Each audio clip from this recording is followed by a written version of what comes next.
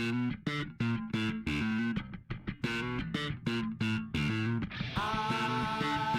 see the circle.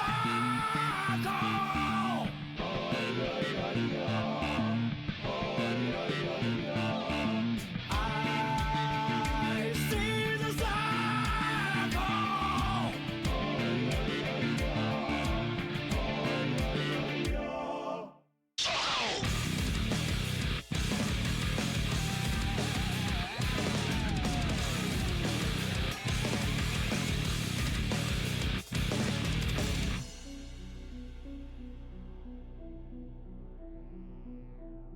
Welcome to the infinite world. What's my end game? There came a zero. And here there is a silence everywhere, No peace either. where there is no beginning and no end. Real life be like that. And yet the words that won't go was through my head. Do you see the radio light? Do you hear the beautiful chant? Do you feel the tender warmth? Nothing here. Pitch black, pure white, all the same.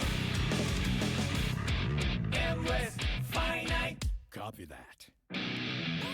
Consuming 10 billion years in an instant, and they'll come to you without a second thought. I'm here, on the border of the circle.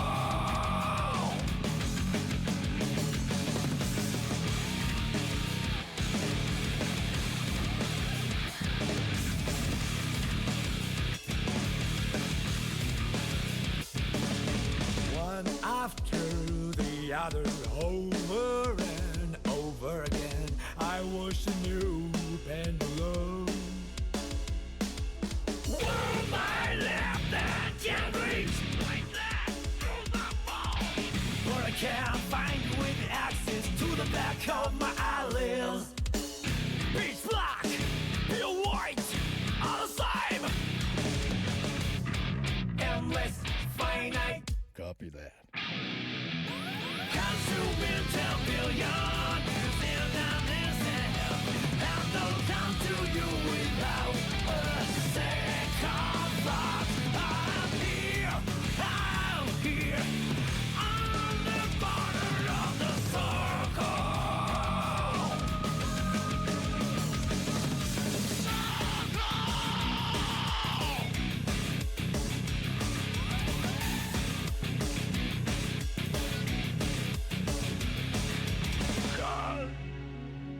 Do you see the radiant light? Do you hear the beautiful chant? Do you feel a tender warmth? Nothing here but gold. You can see the radiant light. You can't hear the beautiful chant. You can't feel the tender warmth. If you can give someone something,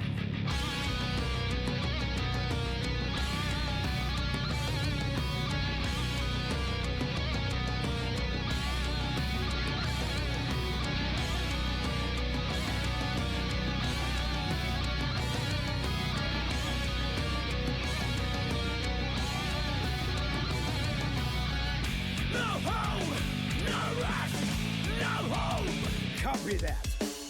I may not be able to make you smile, no, but I'll never make you cry, even once, never. I struggle to go outside the circle. Consuming 10 billion years in an instant, and I'll come to you without a second thought. I'm here.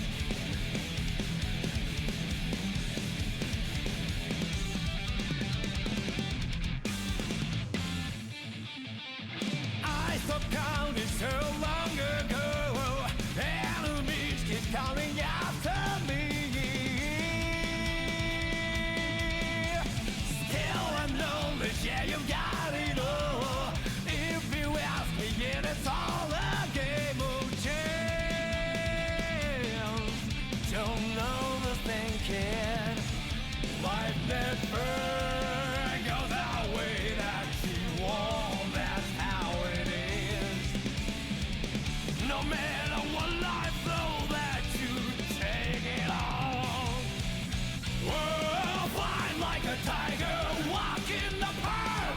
Play the hero till I die. Fly like an eagle, soar through the sky.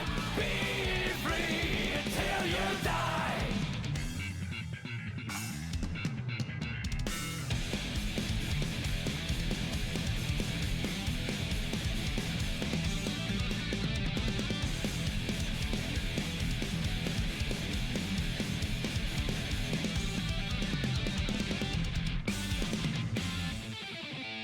I don't believe in any miracles. I risk a lot any day. Gambling's only for fools. Take nothing for granted. If you don't seize the chance, it's over for you. Life never goes the way you want. That's how it is. No matter what happens, face it all head on. Whoa, fight like a tiger, walk in the park. Play the hero till I die. Fly like an eagle, soar through the sky. Be free till you die.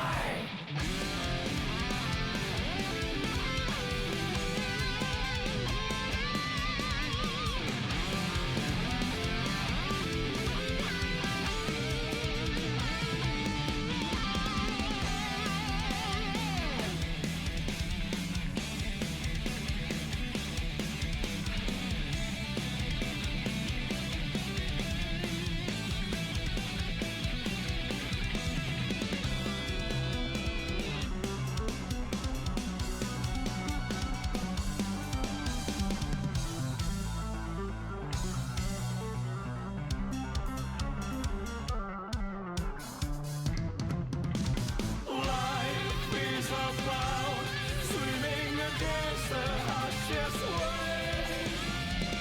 The moment you give in, you'll get wiped out. Oh, fight like a tiger, walk in the park. Play the hero till I die. Fly like an eagle, soar through the sky. Be free till you die. Fight like a tiger. Fight like a tiger. Fly like an eagle, soar through the sky. Be free.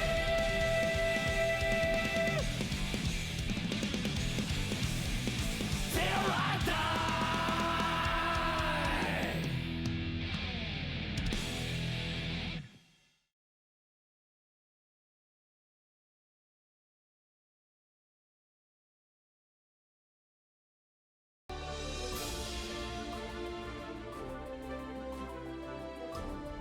What's up, everybody? Hello, hello, hello. Welcome to the Bracket About Nothing second League About Nothing. It's gonna be sick. It's our top 8. We're gonna have some really good matches. It's a stacked bracket. It's me, I'm back, Kelso Yukin, and today I'm joined by my lovely co-host, Kafka. Good evening, everyone. It's nice to be here. I'm really looking forward to our matches tonight. We have a really stacked bracket. Some of the best internet strive that I can probably think of watching on a Sunday night. I tell you what. These are competitors that are regularly competing in high-level brackets throughout the week. If you were to tune into any of these brackets that you'd catch on Tuesday, Wednesday, or Monday, you might find one of these players on stream. So this is going to be a really great event, a really great bracket, and I'm really excited to see what's going to happen. I'm so stoked. These players have been like sweating over this bracket for weeks and weeks and weeks now, and it's gonna be so cool to. It's always super cool. Like I loved it with the first land to see like kind of the meeting of the minds, I guess, where it was like all the like league sweats that are just typing up storms of text after each set each week. Oh yeah, it's a grind. I mean, I don't quite remember off the top of my head how long this event goes for. It might be 7 or 8 weeks, but it takes a lot to be in the same shape week after week and make sure that you come into the bracket whenever that is, or come into your bracket match whenever that is, and perform at a level that, I mean, honestly, meets your own standards. Having competed in the first one, I can say for sure that some weeks you just you forget about it. You don't really want to play, or maybe you're not feeling yourself, or maybe you've got a really strong opponent and you just have to go through that. You have to deal with what comes at you, and you know, at the end of it, you have the record that it meets you at your level of consistency, which I think is one of the most impressive things about this format. Yeah. No, this is definitely such an interesting and like difficult way to develop like consistency as a player, because like in a normal tournament run, you know, you're kind of in tournament mode the entire time, but you know, it's staggered here. You got a break and then you have like a whole week to like settle into those pre-bracket nerves, and it's genuinely distressing to think about. But I'm tired of talking. It looks like we have people entering the room for our game 1 of top 8. We're looking like we're gonna have a little Parjay v Wolfgang action. Beautiful. Wolfgang plays Axel, if I recall correctly. And do you remember who Parjay plays? I'm pretty sure Parjay's a Kai player, if I recall. Okay. True. That sure Yes, I was correct. Sure looks like it based on that what sure I'm looks seeing like on Kai the keys. stand here. Yeah, they have not played each other yet in this event. They have not played each other in leagues. Some of our other competitors have already played against each other and have a record. So this is going to be fun to see because we have no kind of idea who's going to come out on top here. These two both have the same record. They both went 6-2 across, you know, any random amount of players. I really couldn't tell you who they played, but they came out with the same record. So hopefully we get a pretty good match. And what do you think about the Kai Axel matchup? What I think about the Kai Axel matchup is, I mean, obviously these are two characters that just dominate the hell out of neutral. Like, Yeah. and Axel gets a word in edgewise because he has more range, but you don't want to fool around with Kai's options because he's so slippery. Like, and it's so deceptive. Exactly. So let's see how Parjay is going to navigate Axel's tricky neutral situations. I mean, we're already seeing it, like, just that, like, neutral dominance that Wolfgang on Axel is known for, man. I mean, he loves putting you in the corner. Yeah. And they really both just traded the corners here. Yeah, I know. And I have a feeling we're going to see a lot of that throughout the set because both of these players are very, very aggressive. Like, yeah. They've actually met in FNF before, I believe? So this isn't a first encounter, but oh my god, huge counter coming up from Wolfgang. This isn't a first encounter, I don't believe, but I'm curious to see how it shakes out tonight. Wolfgang getting quite a few openings here, but failing to make all of it count, but manages to secure round 1 here. Having a little connection issue. Uh-oh. Alright, we're good, we're back in it. Oh my god, and the Very huge aggressive round start. Yeah, just insane round start. Parjay is, and what an insane anti-air from Wolfgang. I mean, but that's Axel though. I mean, just so easy and consistent to anti-air with. And if you're not watching and you play like what I like to refer to as Fighter Jet Kai, you're gonna get smoked. Yeah, and Axel's anti-air buttons are fairly low recovery, all things considered, so you can make some pretty good reads without having to take a lot of risk in. Absolutely, and oh my god, the stun dipper into RC and the side switch. A little bit of a drop, but there comes a huge counter hit. Not death, but this is a really, really bad situation to be in for Wolfgang. This is so close. Ooh, looks Nice like look. Parjay wanted to go for the grab, but ended up kind of flubbing the strategy there. It happens. Oh my god. And this is Didn't bait the burst. That was a near checkmate, and Parjay takes it with the super. The Sacred Edge. That's a crazy option. Kai's Sacred Edge is Wolfgang- genuinely so brolic. And very good in that situation. That was almost like a near counter checkmate situation that he managed to turn around there. I mean, oh man. Dude, both of these players are like sliding back and forth on the screen, and we're going corner to corner so much. Like, you can really feel how both of these characters really want to keep you in their like exact operative range. And their Excellent screen counter space. hit. This is going to be a big... Oh, wow. Goes for the reset instead and manages to secure it so that they can close out the game with super. RTL, baby. Done, That's a done. Kai classic. That was a really smart reset because I don't think there was any way that they would have closed out the game with that first confirm off the counter hit. I just don't think they had the amount of damage they needed. No, I mean, maybe they would have gotten wall splat, gone through and gotten positive bonus, but going for the reset there with the charge stun edge and then going in for the overhead was really smart. Yeah, and having the cognizance to like think about that on the fly is what makes some of these players like genuinely really scary. Like, You need to be aware of how much damage you can output at any given time to make that kind of decision. It's really relevant. Dude, the Kai classic, the IAD JH on round start. You love to see it. You know, sometimes you just gotta try it. I mean, sometimes you See if just it have to hits. say we ball. I mean, and Yeah. dude, if it hits, it's such a good reward because you can go immediately counter for that hit. JD. These players play Yeah, winning neutral that early is huge. Doesn't No, manage it's to burst the bait. RJ still with a significant advantage here, I think, in neutral, in spite of the meter difference. nice little IBs coming out from Wolfgang, and a huge counter hit, but the burst finds it smart. Back into the corner against Parjay. 2K2D, Dire Clock. The little tap does the RCD keeping the mix flowing. Such a Ooh, great very scary stagger pressure for Parjay. Trying to do everything to bait defensive options from Wolfgang. Wolfgang managing to find some space here, and Parjay manages to hit the delay in midair with JD to go in for the aerial.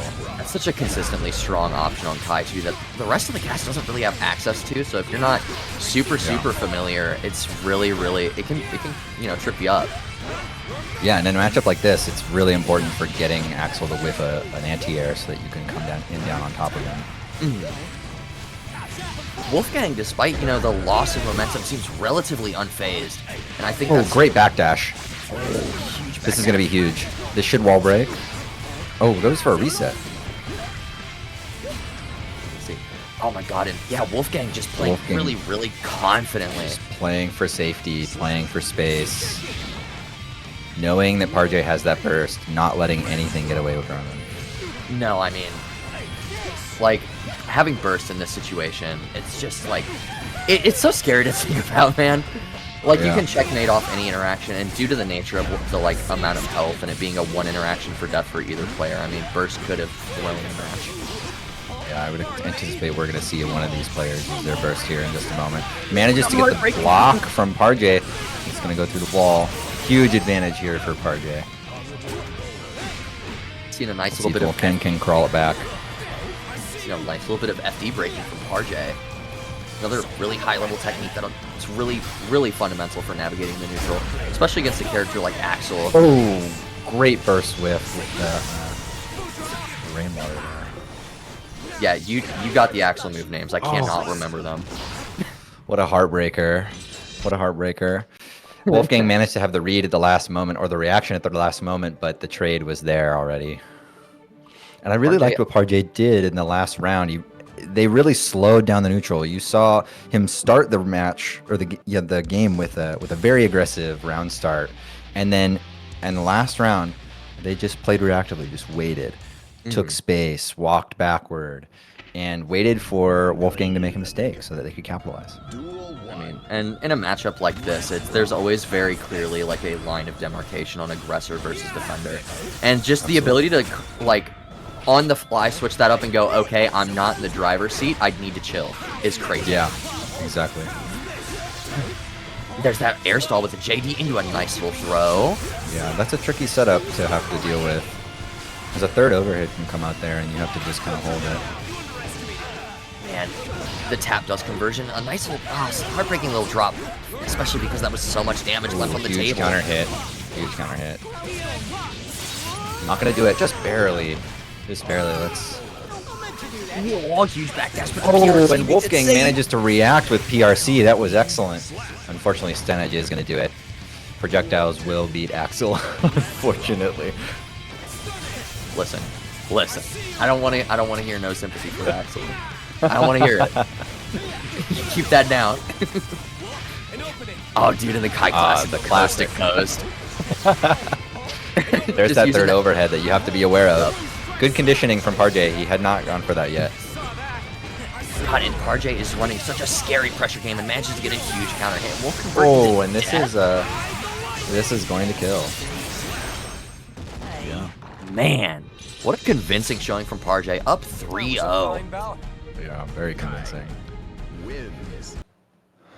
Very, very excellently played. Oh yeah, all the way Overall, around.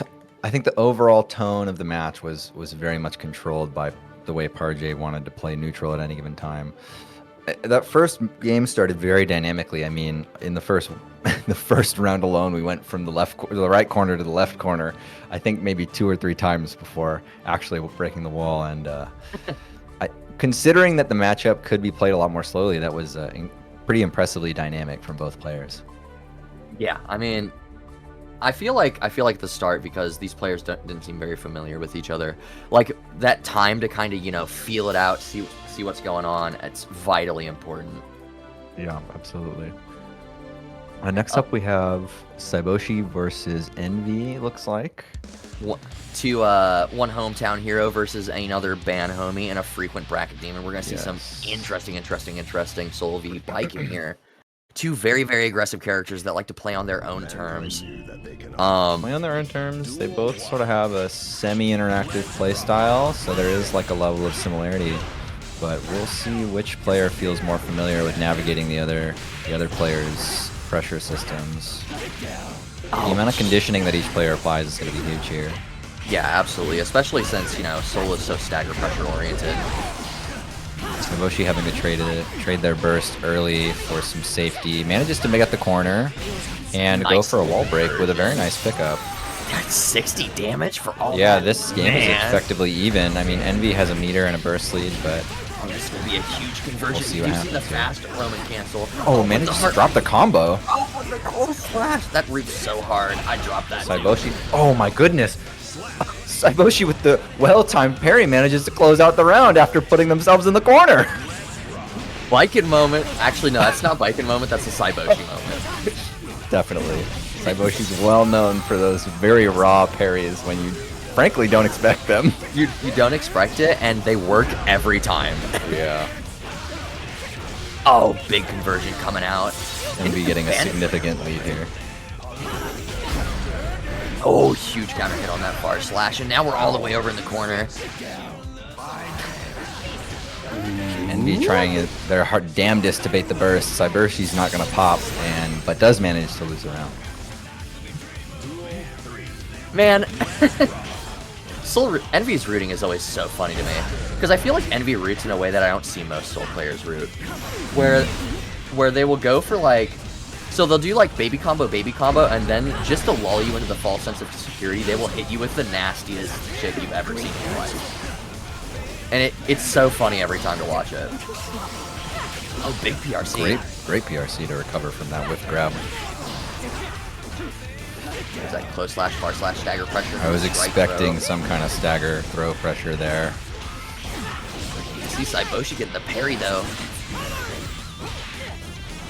Man, both these players seem so evenly matched. Playing very respectfully, both of them. Really acknowledging where each one has their strength. But this is a huge opening for Envy. See how OP plays out. No way, the TK. Oh! TK The reverse 6P.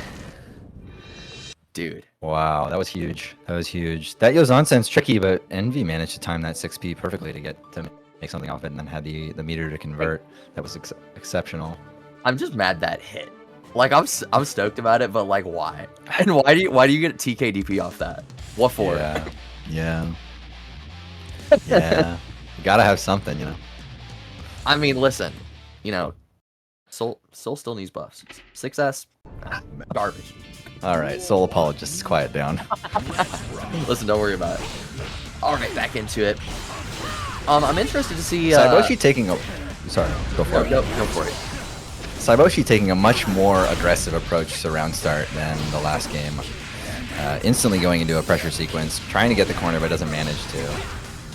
That's actually interesting you said that, because I was just about to say I wonder what sort of adaptation we're going to see from Saiboshi. If we're going to see a shift in the game plan, because Saiboshi is famously a pretty able to run it either way you want. Saiboshi's a very diverse player in terms of how they want to run their game plan.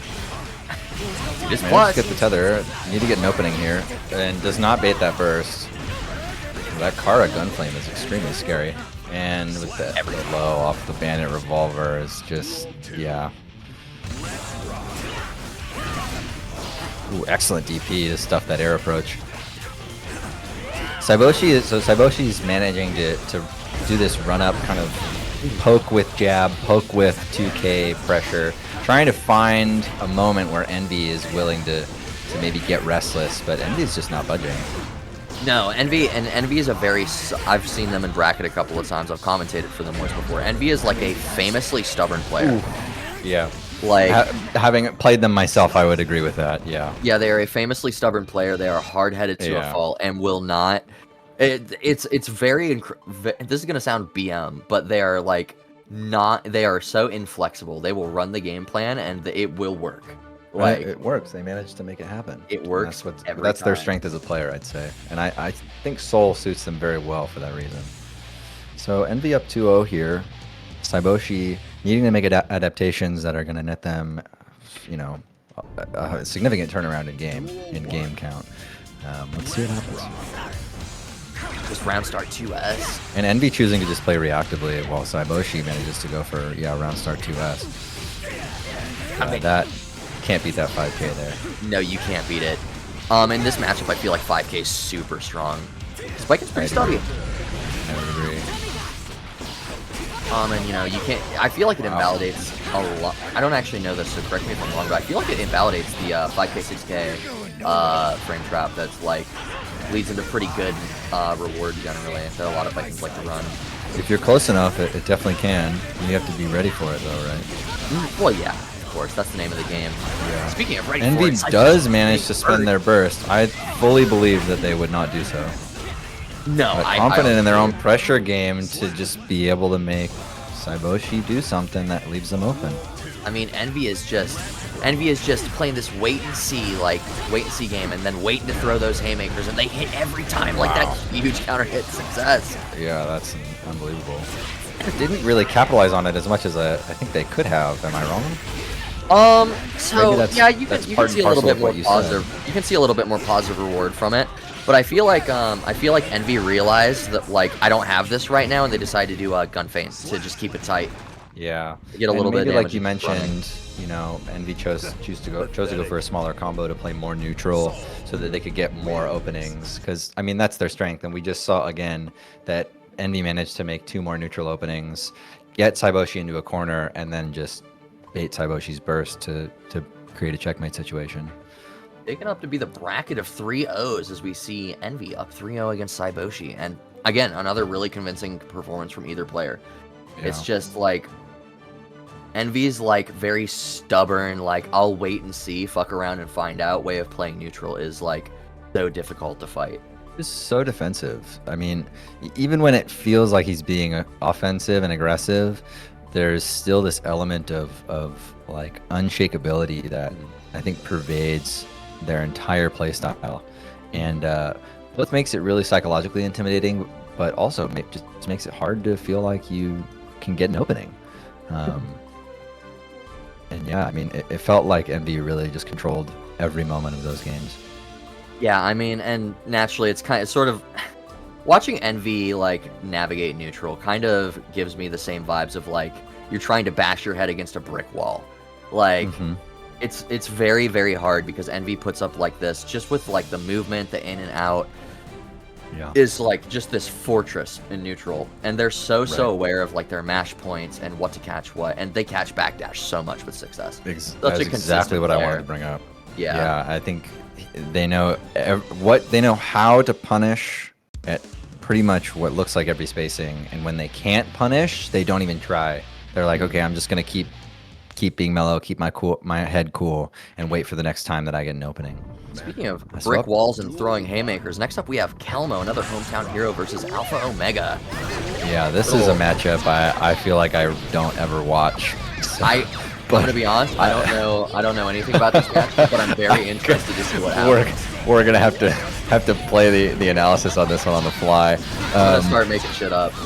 But perhaps unsurprisingly, Alpha and Omega dominantly controlling neutral with their minions, just making this an effective labyrinth for Kelmo to have to navigate, and getting a pickup here that looks extremely threatening.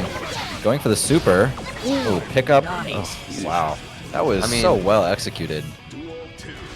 Yeah, Kelmo is literally playing a game of Mousetrap right now, or like Shoots and Ladders or whatever the hell. And like, it looks so difficult. Yeah, they have to be on top of it every step of the way so that they can get into these minions. Big ID coming out on the kick though. Wow, yeah. Makes it extremely punishable. But with the minions here now and the minions being invincible, this is going to be really tough. Yeah, This is some Holding of on the to this famous. burst with your life. This is some of the famous, like, oh, I'm in the corner against Jacko. She has 2 minion set. I lost. Like, pressure. Like, Yeah. I can't remember who was showing me, but one of my first, like, earliest memories in ban was somebody showing me, like, a Jacko Infinite with that exact same setup in the corner. Yeah. And Alpha and Omega very cleanly taking game 1, while Kelmo unfortunately doesn't have much of a. Didn't look like they had much of an opportunity to play the game.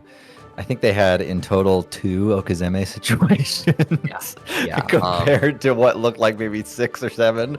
Yeah. That looked pretty tough. Very, very lopsided matchup, but Kel's famously a pretty adaptable player, so I'm wondering Extremely. what we're gonna see cooking up next. Extremely, and they know their stuff too. So if anybody could figure out a way within the time frame of a tournament set, I believe it would be Kelmo. I believe it too. Sort of a Kelmo enjoyer on the Potemkin, not the soul, because it makes me feel bad about my soul. I think the gold burst is a very good idea there, actually, because now not only do you have a meter advantage, but huge opening. Going for a burst bait. This is exactly where Kel wants to be. Big block on the heat knuckle. Back in the corner, and this is so much damage. Yeah, there it is. Getting the minion install super, and here we go, dude. Just all of this pressure. When does it stop? The risk is Cannot cranked. jump out. Wow. I don't know if they read the jump out or if they just like to play that way, but Alpha and Omega's choice to do minion pull into just hold and clap was pretty good. Totally stuffing Kelmo's any attempt to escape. Oh, huge counter. Huge. Here we go. Right, and now Kelmo's just in a pressure sequence again. Wow. Heartbreaking gold burst. Yeah. I would imagine that's a mistake, but you can really say. The inner workings, the mind palace of Alpha and Omega is a mystery to me. Okay. But they're Unfortunately, that is cooking, so negative on hit. Oh, huge PRT. Oh, coming out. huge Big counter hit. counter hit from Kel. Okay. Nice little trying the charge. I respect that. Trying to get a call out on the jump kick. I think bursting actually. here is smart. I think bursting there is very smart.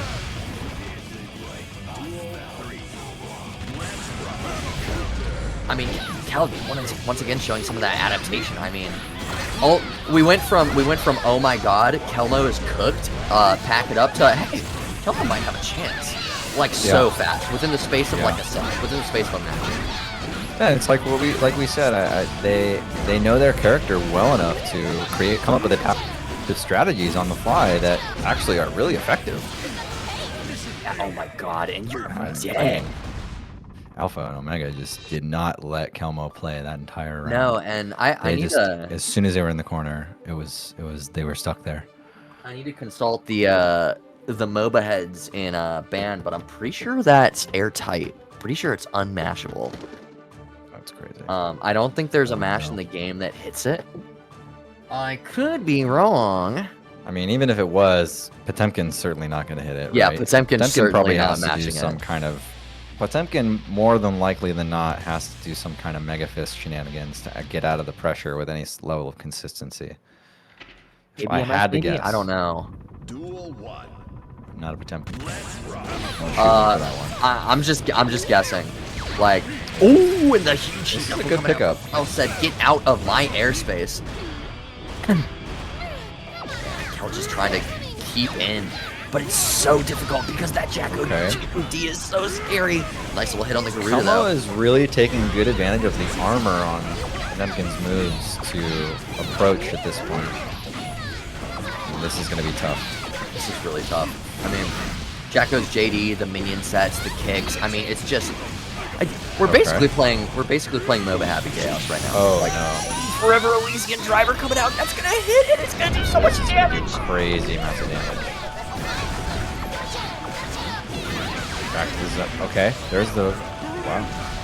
I will say something to Alpha and Omega's credit, since I haven't really been talking much about Jacko. They seem like the awareness on where the minions are and their options therein are so Yeah, it's so tight. I don't even know if it's necessarily the same as every time. It doesn't even feel like, I mean, me as a commentator watching this game, and I'm sure Kelmo could barely get a read on what the correct option is to get in at any given time. And it's more of a guessing game, all things considered. Because, yeah, Alpha and Omega is just keeping the pressure up in such a varied and difficult to handle way. Good try on the 6P, but unfortunately gets hit. See a little bit tough situation. Wait, that hit? I got hit. I didn't see what hit. I got hit too. Yeah, I got hit. And that's gonna be another 3-0. Yeah, that's another 3-0. We did it! I mean, yikes, dude. I mean, run it down mid, man. Like, GG go next, FF15, like... Dude, the super creeps were at my Nexus. I couldn't use my Q. The super creeps were in the Nexus the whole time for that one. Dude, where's my jungler? Like, Yeah. dude, please gank. We need dragon. Like, dude. Anyway, at any rate, like, league posting aside, what a convincing 3-0. That looked really difficult, and I mean, I don't know the inner workings of that matchup, but it seemed like comparatively, Alpha and Omega was more prepared for how to keep Potemkin away from them than Kelmo was prepared for how to get in on Jacko. And akin to some matchups, a lot of zoning matchups in this game, you know, it looked like Kelmo would have had to play maybe 2 to 3 neutral interactions and guess correctly on each one to actually get in, especially because Alpha and Omega was just playing mostly at full screen the whole time. Yeah. Oh boy. Speak of the devil, another hometown hero coming up on screen. Another bikin'. Yeah. Breakfast Burrito versus JTG Fluffsicle. Fluff kind of my goat. They've done me dirty a lot of times though. I'll never forgive them for the Street Fighter 6 incident. I'll tell you after bracket. It's really funny. Fun story I'm gonna have to hear. It's really not as bad as it sounds, I promise. They just sniped me on a cab when they thought I was Jack and fucking killed me. Oh, nice. Oh god. But Burrito, very scary Viking player, knows this character so well, and this character really suits their playstyle. Yeah, absolutely. And also familiar with Happy Chaos. They've spent time on the character, so I would imagine they have some level of knowledge on how to work around the character's approach, pressure, and zoning. I mean, I don't know though, because like, despite having that knowledge, Fluff is like such a consistent monster. Yeah. Like, Fluff is a really good opportunity for this. I mean, that's big Fluff. Oh my god, the 2K2D gun flip, and here we go, dude. Walk the dog all the way to the corner. Walk the dog, and you're dead for sure. Yep. Yeah, walk the dog all the way to the corner, man. Fluff playing a little bit of neutral, getting that nice clean hit shot, and another. Walk the dog again. We're back in the corner. The clean hit gun flip, and we're going through the wall for an easy 50%. Not even 10 seconds have passed. Like, and that's the nature of like the HC matchup, is like it's so momentum based. Like, and due to the way HC works of being able to, you know, always have the gun out at all times, they can make stuff safe or airtight for like no real reason, and you have to be so aware of that.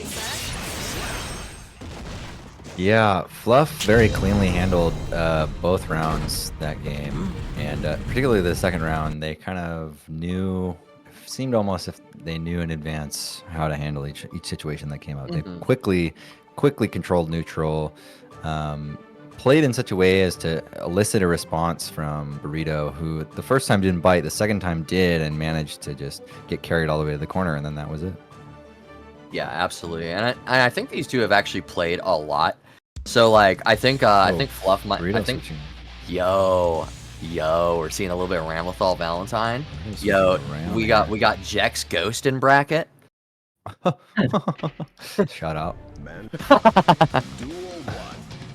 I'm interested to see how Burrito approaches this. I did not know he had a Ramlethal actually.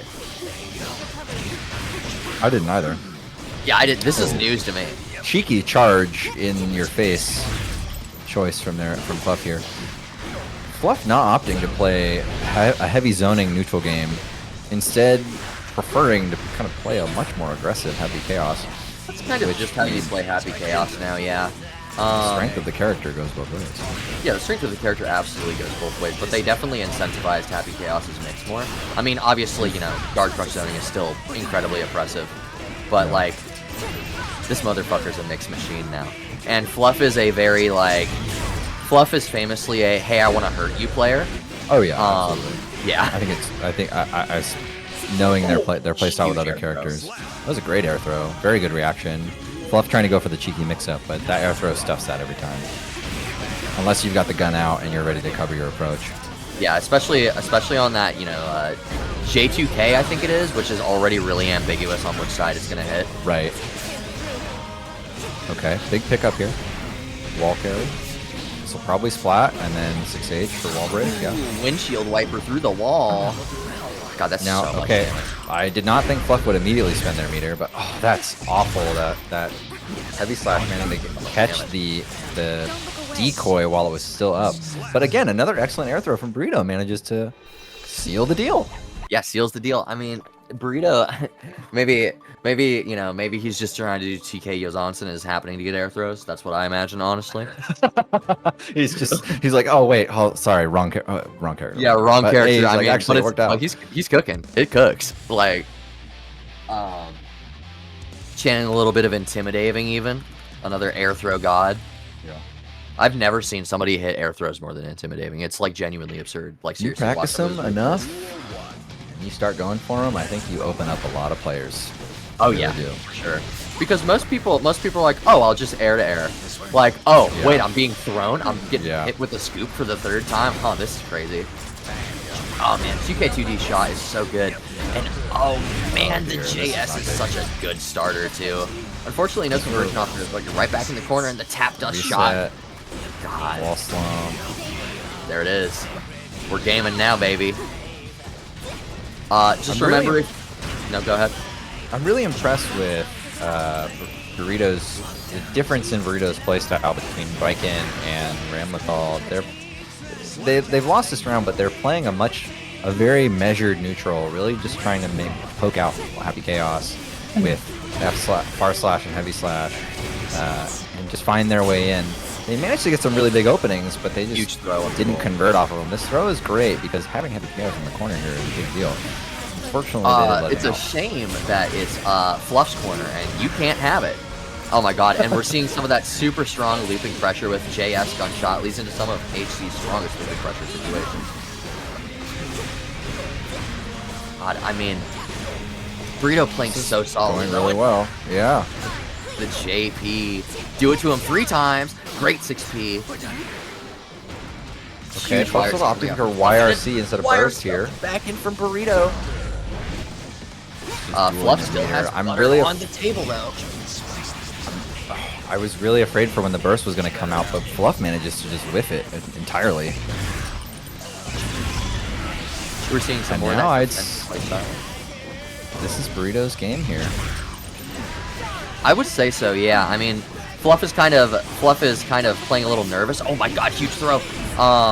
Kind of, you know, stepping away from what they're really, really comfortable with because Burrito is in his pocket and throwing roll every time.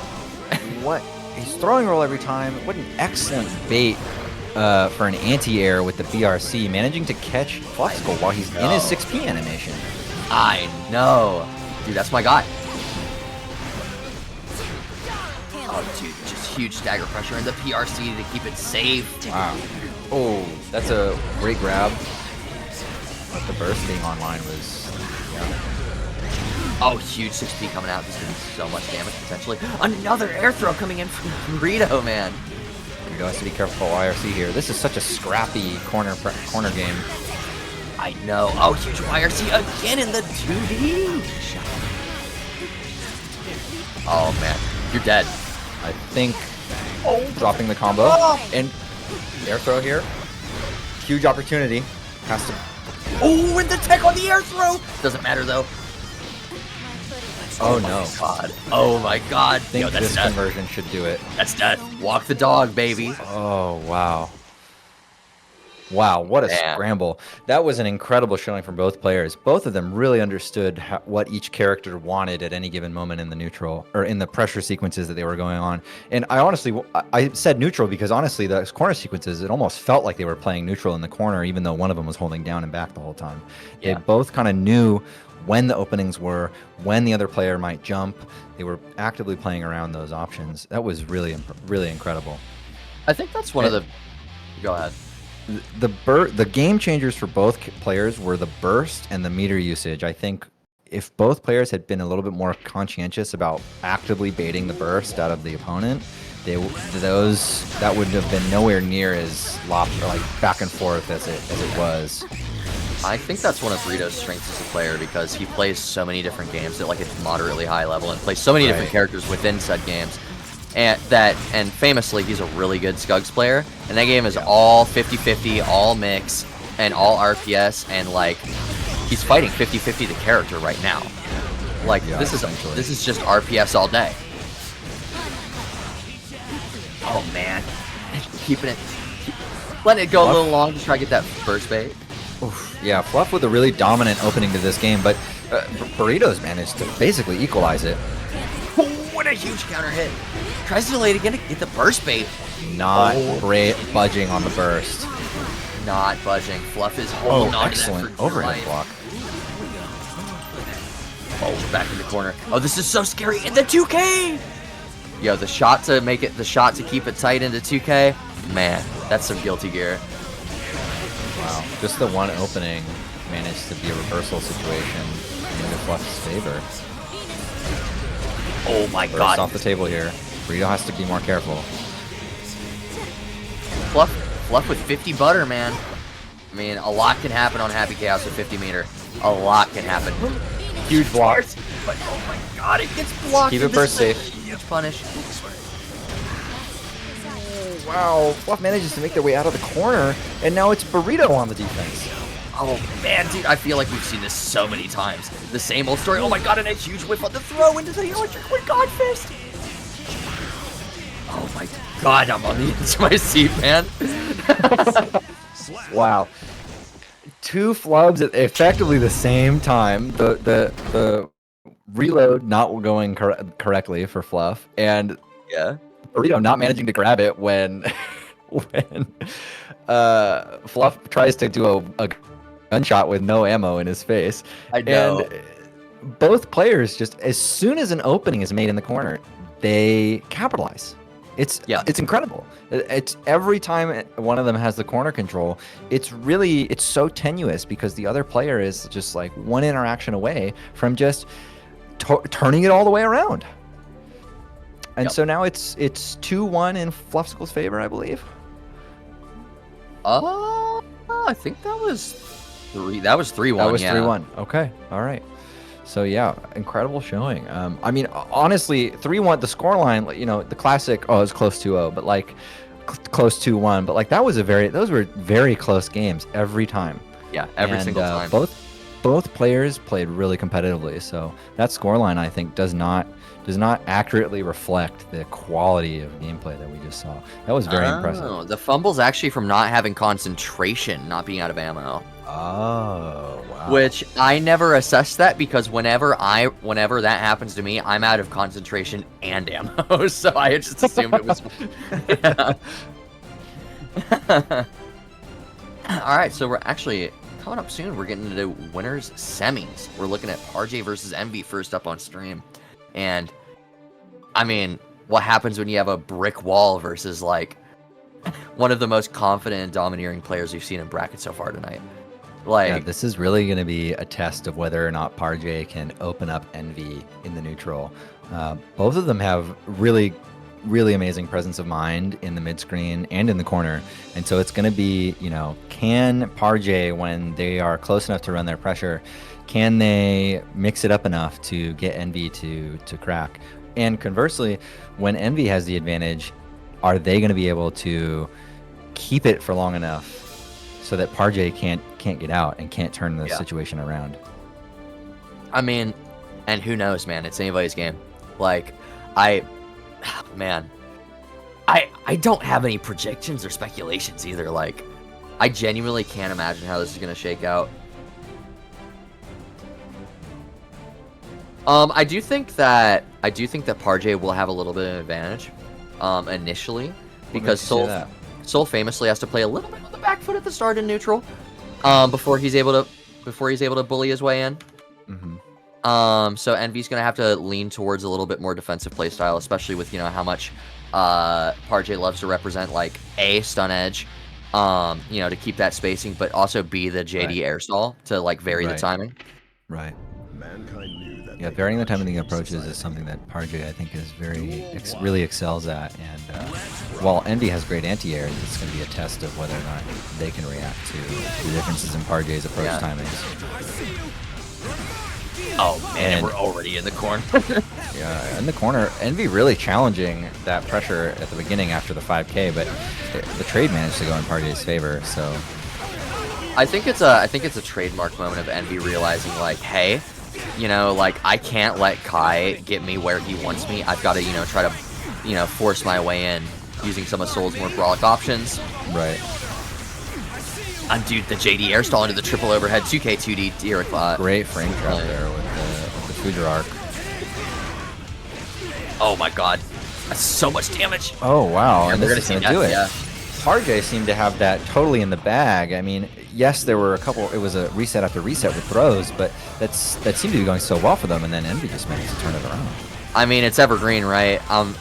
Be me in neutral, get hit by Soul Close Slash, die. True. Like, it's evergreen. Yeah, it's true. It's true. Somehow, some way, it's already out. Yeah. And you're already getting hit. Yeah, you're already getting hit. It's just there. Yeah. Parjay back in the corner. Envy really choosing to use their burst here to maintain, to return to neutral.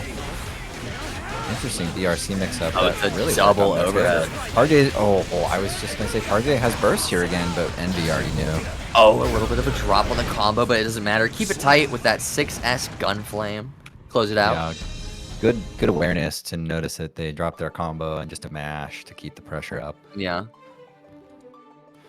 And, that looked back and forth, but ultimately Envy just had the clutchness factor to be able to seal the deal whenever they had the advantage. And Parjay just kind of had to go for interaction after interaction, and which is frankly what Envy wants. Envy would rather, I believe, based on what I've seen, that they would rather just play neutral because they're more comfortable at it.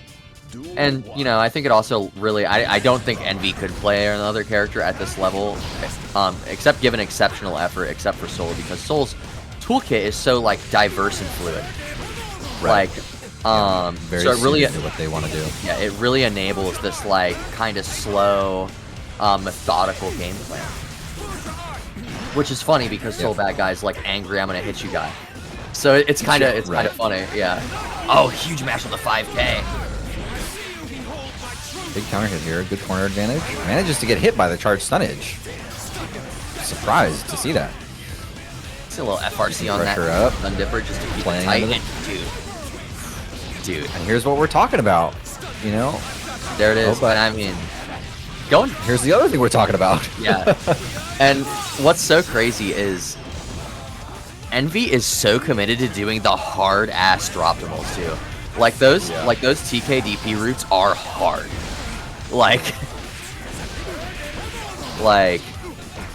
I don't got those, that's for sure.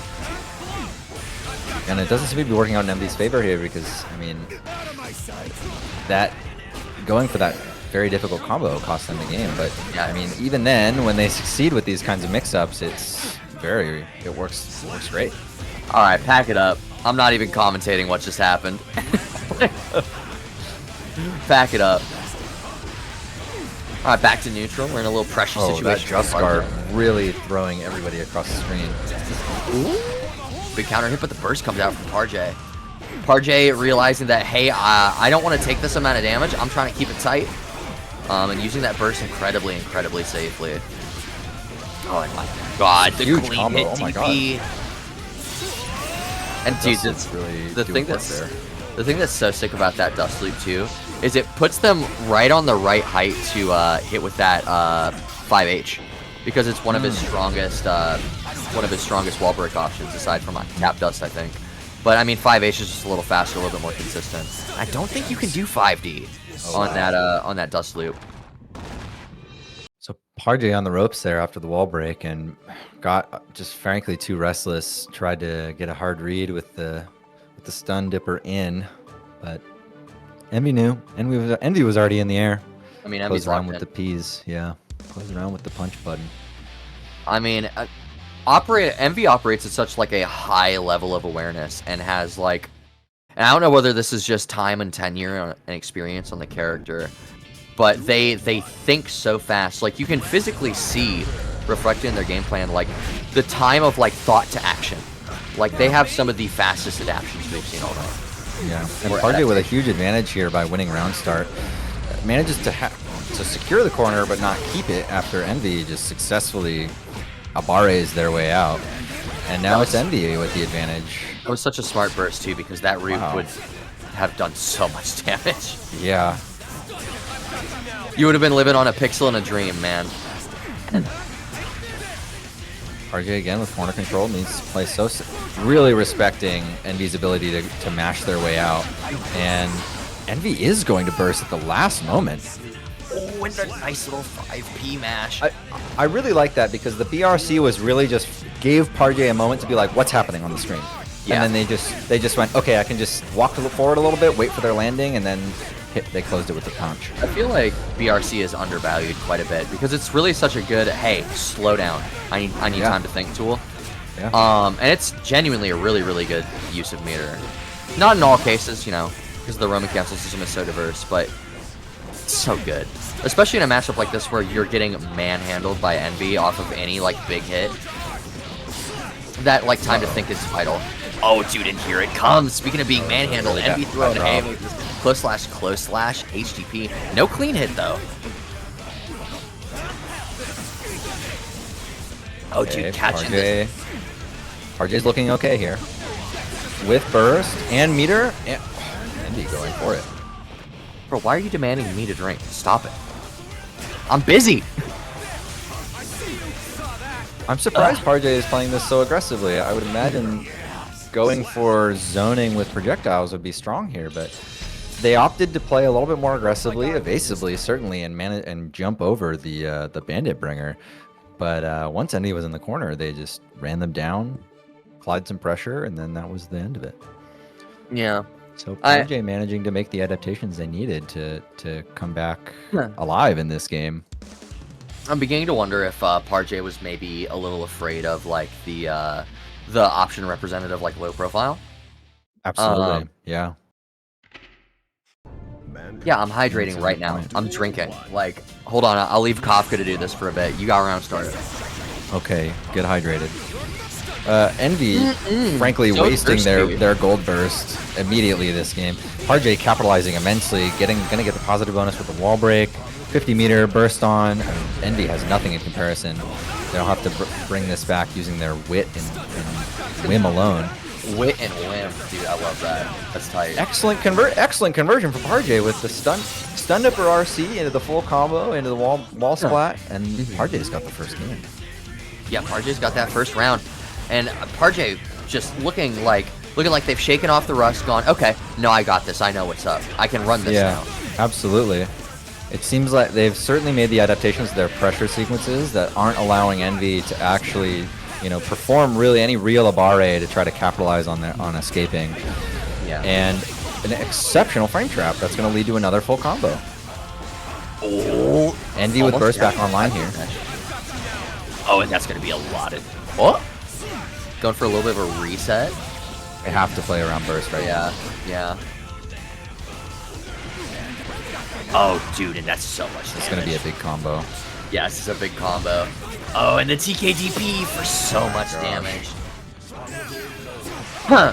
Great little BRC from Parjay.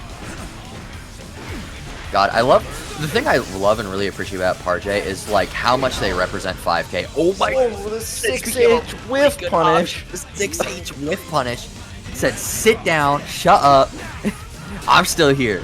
Such a strong looking move. When you get hit by it, you're like, oh man. Dude, I get hit I by was wrong.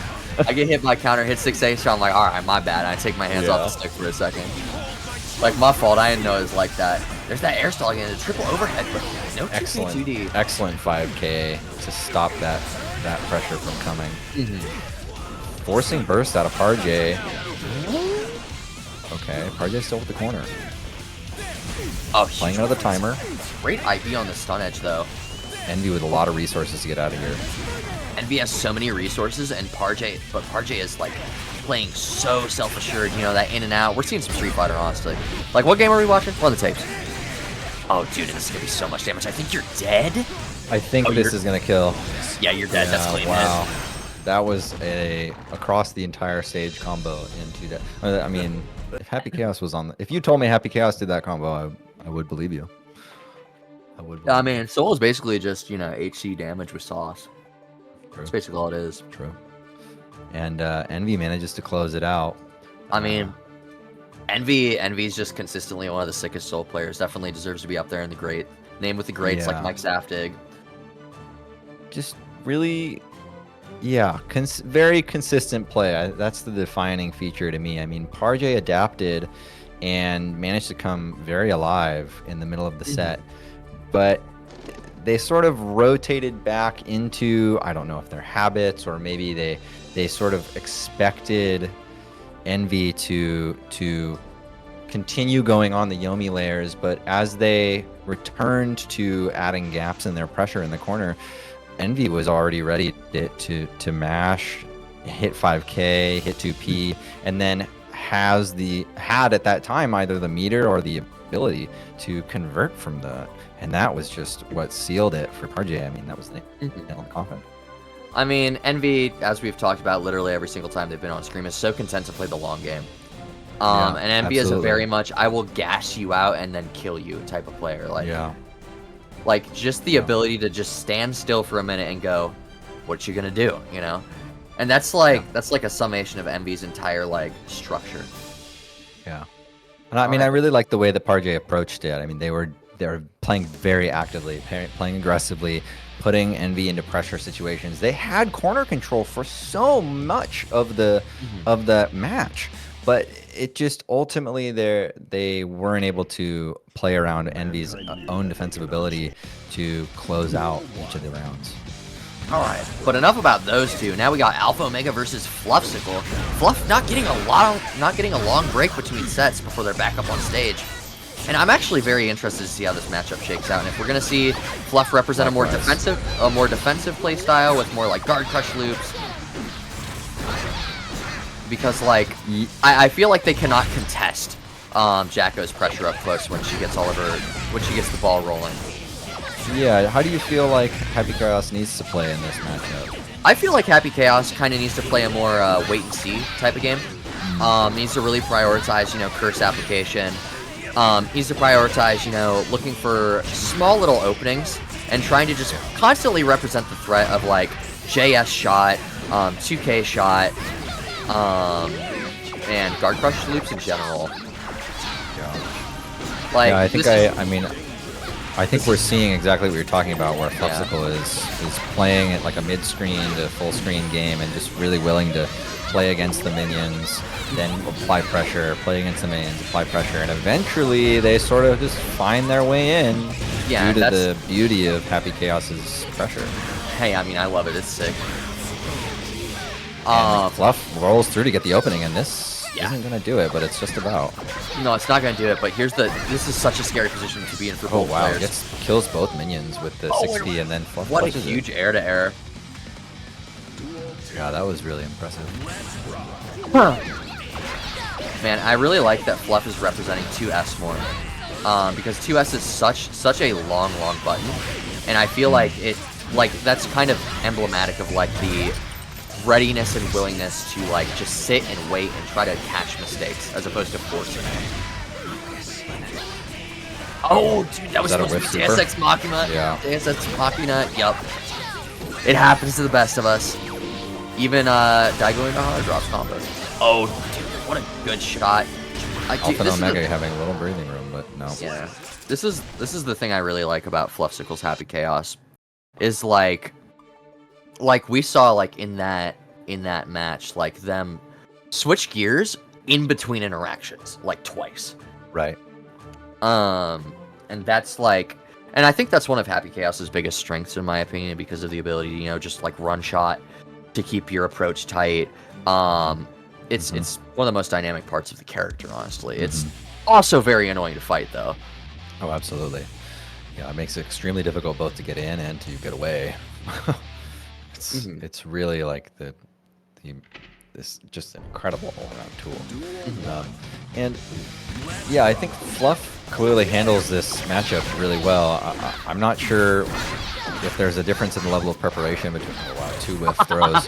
It happens to the best of us. Yeah, but unfortunately, and that's really unfortunate because it puts Alpha Omega into a pressure situation. But they managed to find a great opening here. Oh, what Unfortunately, a good Fluff is ready for the jump out. Dude, I got hit. Seen a little slump action, and Forever Elysian Driver's gonna whiff. Oh my god, that's so much damage. Oh, and the Dog in the first first pick whiff. back into the corner shot. Bang, bang. Wall break, concentrate. Deus Ex Machina. This should seal the deal. Yeah, it's for sure does. I don't know what it is about Chaos Deus Ex Machina, but it does so much damage on wall break. Yeah, it's a very unprorated super, all things considered. I And when think you look at comparable supers like Calvados, it does a consistently high amount of damage. I think it's because, to make a comparison to another game, it's like Robo Fortune, where most of her damage is like backloaded, not front-loaded. And I feel like that's how the super works, because it's like a lot of tiny, tiny, tiny shots with little scaling, and then one big shot at the end. Yeah. Speaking of big dude, look at that risk, but Fluff doesn't care. Walk the dog to the corner. Fluff is not afraid at all, and despite the high risk, they managed to just smash their way out. I mean, and dude, Fluff's saying, dude, what are you doing with those minions? Hopping up into the sky, boxing with them. Playing so dominantly. Yeah, scary position here for Alpha and Omega. Practical checkmate situation. Huge amounts of patience from both. In her face? That's crazy. Not only that, but they tried to reload next to the Yeah. minion, which was just foolish. Yeah, it's foolishness. Alpha Omega instantly capitalizing. Oh, And- dude, the minion hits? Yeah. As soon as the Man. minions are out, you know, Fluff has to be much more conscientious about what they're trying to do in the neutral. Oh, nice jump over the curse. Try not to let Fluff set up that for free guard crush loop. I mean, it's still possible and feasible, very much so without it, but curse just makes the execution so much easier, which is very important in high pressure matches like this. Dude. Yeah, Advantage see, Fluxical. it's all backloaded. Oh, this is huge. But that was a huge counter hit, but they're really Alpha Omega really didn't capitalize. And now we're here at full screen neutral, guns out, minions are not, and this is not a situation that Alpha Omega wants to be in right now. Oh, concentration super on deck. You're full screen against AC. HC, this is not where you want to be. Great air-to-air, walk the dog to the corner. Wow. And a 6S, baby. And that must have been a burst safe combo. I mean, it looked like one, and it was not the typical combo for you would get that. I feel like I see off of that kind of pickup, and it No, it's looks to not. me like Fluff managed to do it for burst safety, which was a really smart play. Yeah, very lucid, like, snap into that rooting. Like, Fluff Yeah. is definitely dialed in. I'm wondering if we're going to see some of the adaptation from Alpha Omega. I had to look at their name. I had to alt-tab, I forgot. Wonder if we're going to see adaptation from Alpha Omega, because I'm going to be honest. I mean, they're kind of running the same game plan, and it works, and it doesn't. It feels kind of like throwing darts at a wall. Granted, you're still a champion dart player, but, you know. But the target is now moving, and Yeah, you have the to target find is a way. moving, You have and to you're find a also way to get wing of your an airplane. Yeah, you have to find a way to get your darts to land on the target, and that's just the thing. I mean, when the minions are out, Fluff has to respect them, and I think that Fluff is doing a very good job of doing so, except for a few situations. But as soon as the minions are gone, Fluff just kind of has free reign to do whatever they want, and that is just turning to be a very bad situation for Alpha Omega. And again, we see the same thing. Fluff basically is in a checkmate, or not Fluff, but Alpha and Omega is basically in a checkmate situation. Yeah, I mean, they have the FD to handle it, but also, like, it's just, like, famously almost impossible to dash block. Yeah. You just have to hold it. And you're sinking resources in, like, a final interaction situation. That's so stressful. Oh, dude, great 6P on the minions. Huge awareness from Fluff. A whiff on the 2K, trying to catch it on landing, but, you know, it's okay. Kept it safe. Good job. All right, some safety here. Minions are out. God, what is even happening? And I'm not even Alpha playing Omega Channel, capitalized. and I got mental stack. Oh my god, but a huge back throw from Fluff. This is gonna be so much damage. Yeah, this is gonna be a lot. That was like But 3 hits. the issue is that when Alpha Omega gets an opening in neutral, they're so far away and they don't really get an opportunity to actually run mix. And that ultimately is the biggest way that Jacko is going to apply damage. And but Fluff just handedly controlling every stage of the match. And Yeah. it's going to take it 3-0. And Fluff was being very, very intentional with spacing and also rooting into like yeah. blowback. You know, to just keep them like as far away as possible. Because like Fluff knows this. Fluff plays Jacko players, I think, not super frequently, but you know, decently. They're not a player that likes to not a player that likes to duck matchups. Yeah. And like just being very cognizant of that. Yeah, it seemed like there was a difference in the level of preparation. And for, you know, in contrast to the game where we saw Alpha Omega versus Kelmo, where we saw Alpha Omega effectively have this variety of pressure routes that seemed impossible for Kelmo to navigate. Fluffisicle basically handled every single one of those, and Alpha Omega never really got the opportunity to come online. Yeah. Speaking of coming online, we are seeing Saiboshi versus Wolfgang again. Or well, not again, but we're seeing both of them. Yeah, again. you know what I meant. You know what I meant. We're seeing these players again. Yeah, let's markedly different matchup from what we saw before, and I think the biggest thing here is going to be how Saiboshi navigates the axle pressure and the neutral. Yeah, I mean, Great burst bait, immediate burst bait. Saiboshi, knowing the axle player would rather stand full screen from Viking, and going for the burst bait immediately. oh my god, and like, dude, and Wolfgang responding in kind with like, yeah, you know my game plan, deal with it. Like, even if you know it, it's still hard to deal with. Saiboshi's trying really hard to play in that H Kabari range, though. Such a strong tool for. Oh my god, the parry PRC to keep it safe. Man, what a big what an throw. excellent grab. I expected Jozansen, so I would have. I did thrown. too. I also would have gotten thrown. Saiboshi kind of playing a little bit on the back foot, giving Wolfgang a bit more space. Definitely a lot of patience. I mean, you can't rush it against Axel, I think, no matter who you're playing. And Saiboshi is giving due respect for, I'm going to get in when the opportunity represents itself, and then, I mean, hopefully he's able to capitalize on the opportunity when it does represent itself. Saiboshi is, as they've been called famously, the least feral Viking, because they're able to, yeah, they're very much able to, you know, flip that switch, turn it off, play a little bit of safe, give space. Saiboshi with a huge advantage in the corner and manages to secure a confirmative super that's going to kill. Yeah, well done, well done. And that patient playstyle really paid off. Well, Malith, you also would have gotten hit. You also would have gotten hit. How do you feel about that? I'm fine with getting hit. Like, that's fine by me, but can you say the same?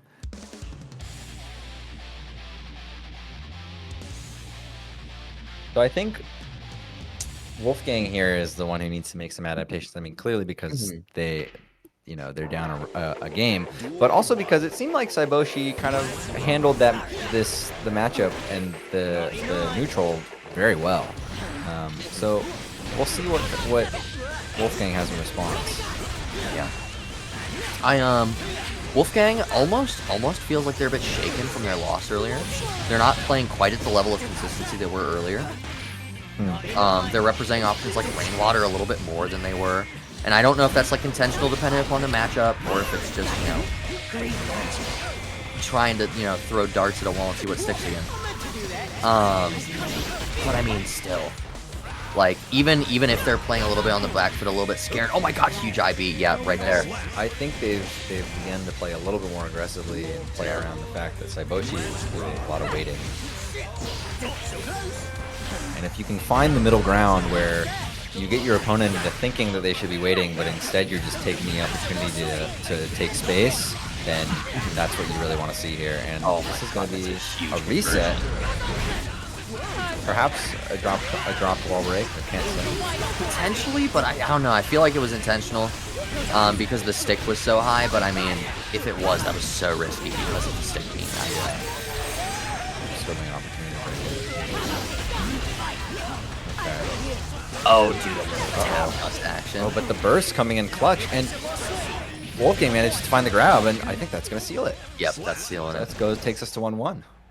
And 1-1. yeah, I think the difference was pretty striking. We saw Wolfgang, I mean, after Wolfgang used their burst in the corner, we saw him just run across the screen and then they just took all the space that they had because Saiboshi just stayed and waited.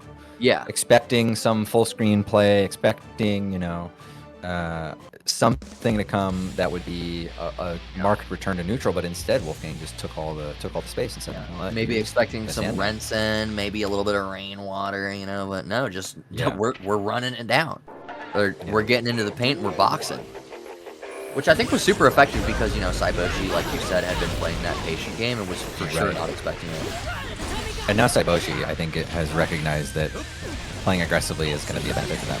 They can't just let Axel take all this. Ooh, what a incredible burst. And this is going to be a huge bait. Burst bait. Oh, and the tether connects. You're in a really bad position now if you're Wolfgang. Oh my god, and the parry finds his mark. Wow. Was killed. That's hard. Oh my gosh. This is very tense. Saiboshi is literally one hit away from winning, and Wolfgang is doing everything they can to not let that happen. Honestly, it managed to find the grab. I felt like it was a final interaction, like either way, because if Wolfgang hit like a close slash, that's probably a death combo, man. Yeah. Oh, just the last moments of Tatami hitting and creating a frame trap situation for Saiboshi. I'm shocked to see that we're not seeing Saiboshi represent a lot of IAD back to Tommy. I feel like that would be, pretty effective for trying to, get over Axel a little bit. Right.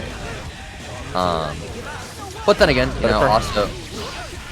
Perhaps it leaves them too open to being hit by one of Axel's many anti-air moves. But this Saiboshi is fair. Just going to handedly reverse the situation after the super wall break.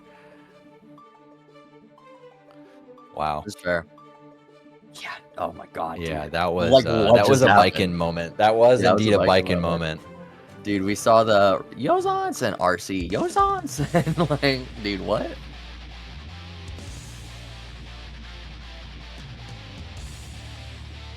Yeah, I mean, putting the feral and the least feral Biken title, least feral Biken title, just putting that on display real quick. Had to remind us of his roots. Oh, dude. I mean, oh my god, this is so tense. They're both playing so slow. Yeah, they're both playing very safely now, owing a lot of respect to each other. It was a very good burst at the opportunity where Saiboshi can't do much about baiting it without spending meter. But Saiboshi manages to get a hit confirm into super that's going to send Wolfgang through the wall. Safe jump incoming. There it is.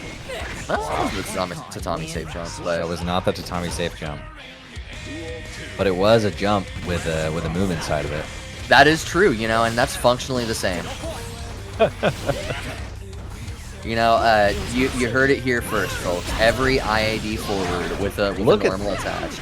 Look at the patience from Saiboshi. Fully willing to just sit in place and down back and stare down Wolfgang, daring them to do something. And this is a tough situation for Wolfgang to be in because now they have to play the zoner's zoning. The full zoner. A little bit of a Good drop reaction from that to the carry Wolfgang. through. And that's a hard situation to be in. You don't want to get sent back toward Biken. Dude, IAD Yozansen hits on the back edge yet again. I mean, Saiboshi just representing that option so much because it hits every time.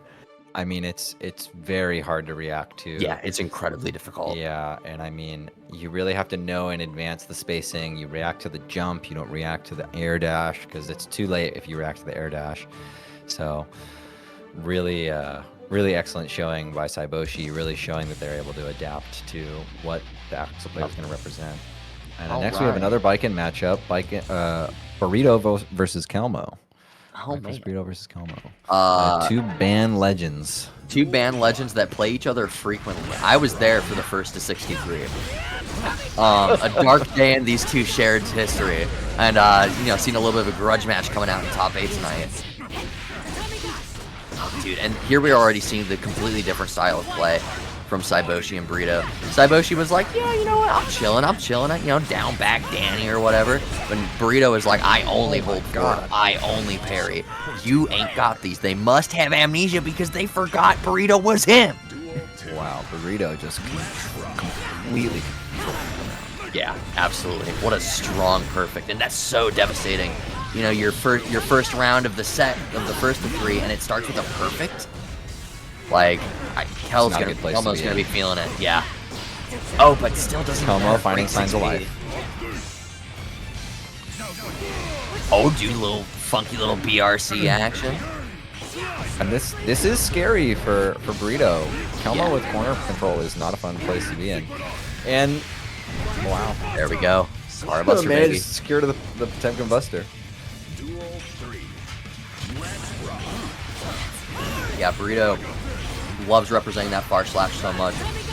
I mean, you ask this man for advice about the character, he literally just posted the emoji of far slash. Like, he is a certified far slash enjoyer.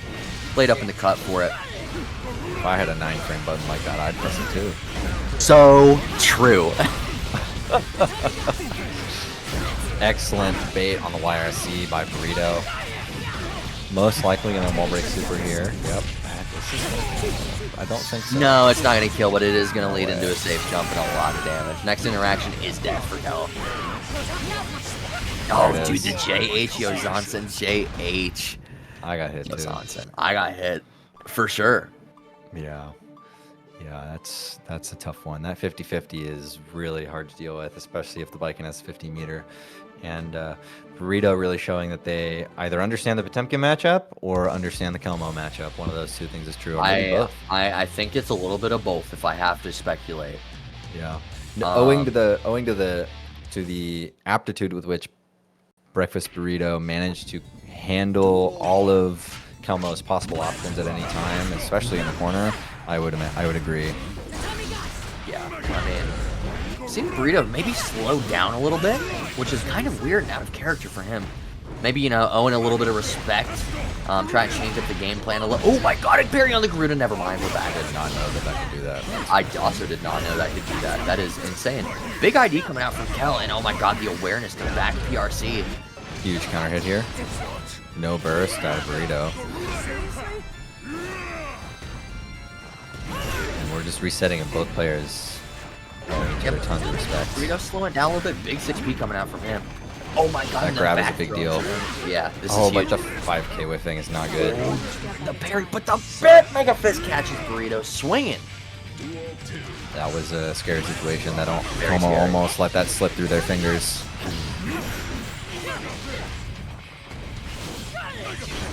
The fact that the Mega Fist hit his sword is so funny to me. Yeah.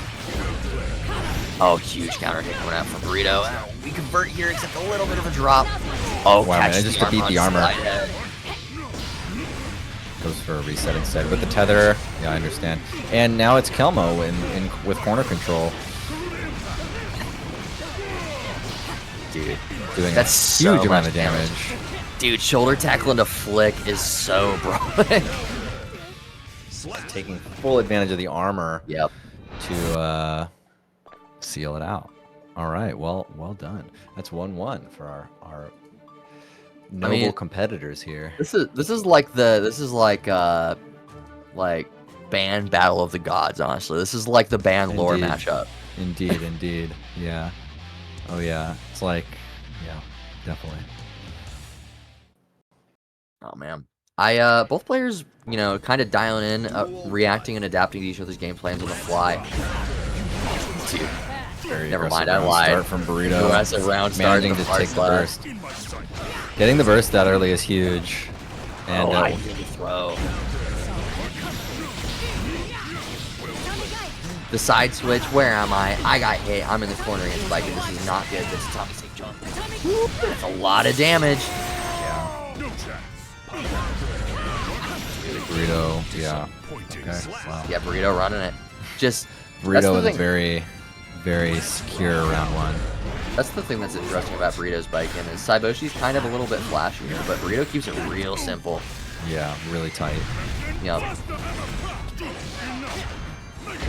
Why all that damage, dog? What's up with that? What's good? I looked up at that health for a second. We're at 20%. Yeah. Not a lot of defense, but the guts rating does a lot of work at the end of the day. Oh, dude, the armor finds. Apologies. The armor finds it. I'm not sure. Very strange to me that Kelmo went for protected Buster in that interaction. Yeah. Does manage to get their burst of hit. But I think this is the end of the road for this game. Apologies, y'all. I choked on my own spit. It happens, you know. Wow. TMI maybe? No. Dude, everybody breathes. Everybody breathes, everybody spits. Yeah, everybody breathes, everybody spits, dog. Are you sure? I'm sure. I mean, I'm pretty sure Burrito doesn't breathe. That guy's a machine. Yeah. Izzy rightfully pointing out sounds like you should be choking on water. All right, give me a second. Is this what you guys wanted? Slurp for the people. Yummy. Oh, I got you. Yeah, baby. There we go. You know, normally I charge money for that. You know, Understandable. that's the perks. You know, being here at Land Good adaptation from Kelmo. It seemed like prior to this, either Kelmo was interested in execution testing Burrito every time, or Burrito was just ready for the execution test every time, and Kelmo wasn't thinking about it as much. But they managed to bait the parry there and go for the grab, which got them a good OP situation. So it's very good adaptation. It seems like abusing the armor properties on Potemkin's moves is getting Kelmo a lot of mileage in this matchup. Simply because Burrito is just really willing to press buttons. Yeah, Burrito's super willing to press. Very much. Hey, I'm holding forward. I hope you're fine with that, gamer. Yeah. I'm also very upset that one's gonna be out after this. The team kill was inevitable. It had to happen. You know? Friendly fire is enabled in land top 8. Oh man, dude. Kel kind of taking to the skies a little bit, trying to meet Burrito in the air. Willing to play very safely, although I'm not sure if it's really benefiting them simply due to the strength of Burrito's pressure and ability to get in. Yeah, Ooh, that's gonna be that's bad. excellent bait of the YRC from Burrito to close out the match. Was that the set? Yeah. Burrito moving up 3-1? Yep. 3-1. Yeah. Yep. Yup. Yep. I know how to count. Don't worry about it. I didn't have to look at the overlay. You know, kind I of had hard. that. I had that on lock in the mental. Replay strive. You know, That's true. counting's hard. All right. Moving up to winners finals next with Envy versus Fluff. Oh man. Are we going through losers next? I see Saiboshi on the stand. We were in loot. Oh wait. I skipped it. I saw Saiboshi. Okay, so this is okay. Sick. So the tags starts with Saiboshi and then the second one starts with Saiboshi. So I skipped over the second one. Yeah, we're actually running through losers still. My fault.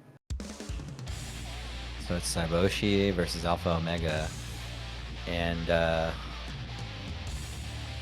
I think before this we've seen Jacko into character that doesn't interact well with Jacko. Yeah. You know?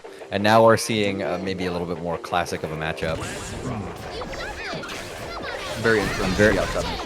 Yeah, I'm curious to see if Saiboshi is prepared for this matchup. It's going to be destroying the minions is going to be the key for them.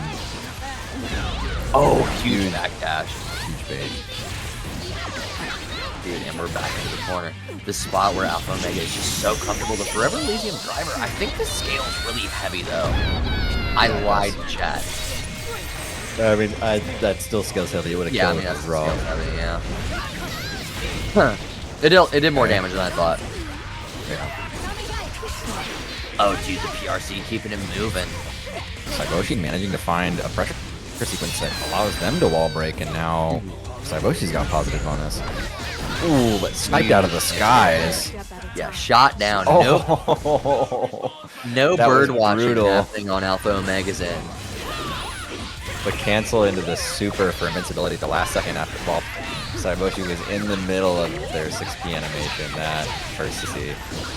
It sucks. You hate to see it. Huge counter hit. What an intelligent burst. Yeah, Saiboshi rightfully knowing that jumping out was the correct response there. Now they have to make it through the labyrinth. But Yeah, they and- get picked up by the second slap. Yeah, navigate the saw traps if you dare. Oh yeah. My god, what a good FRC. Dude, Yeah. stop making me drink. I keep choking. Stop it. Great awareness from Saiboshi here. Manages to pick this combo back up, and that's the round. Really good reactivity. Clearly something, a sort of situation they've seen before. Dude, I think it's so interesting how Saiboshi is willing to throw himself into the corner and just kind of content to say, all right, you come to me now. Yeah. Saiboshi very much understands that, like, fighting Alpha Omega on their own terms is like a fool's errand. Yeah, that's so well put, because I think that it seems like that is the style that Saiboshi is trying to play here. A very timely super from Saiboshi, managing to win them most of the screen, but unfortunately they weren't able to convert it into a real advantage. I mean, that's the nature. I mean, you reset to neutral against Jacko, and it's just like, all right, back to Mario Party. Oh, huge What Canadian a good burst. wait! What a good wait for the burst. Yeah, I mean, huge Canadian it's burst. one of two things in that situation. It's you die with burst, or you burst, hope that you hit them, and Yep. if you don't, you still die. So Yep. one of those situations where you just kind of have to spend it and hope that you do it at the best time. Yep. But Saiboshi's awareness was on point. I actually am really impressed at how like cogent of each interaction Saiboshi was at any given time. Yeah. Get a little bit of shots fired in the chat right now. Duel 1. Oh, we see a color palette swap actually. Fighting. Alpha Omega said this isn't even my final form, bro. I wasn't even on my color. It's more optimal to play this color, I suppose. I suppose. I mean, I could not say. Oh my god, what a crazy parry. Oh, Dude, sneaks in the tether. Wow. Saiboshi is not content to lay down and die. No. God, yeah, that skipped so bad. I almost Strong wonder if Oka's it's enemies. worth it. I mean, is it worth it for the Oki? I think so. Yeah. Oh wow, I am amazed that JD did not connect. I am honestly. also amazed that JD didn't connect. Yeah, And wow. honestly kind of disgusted.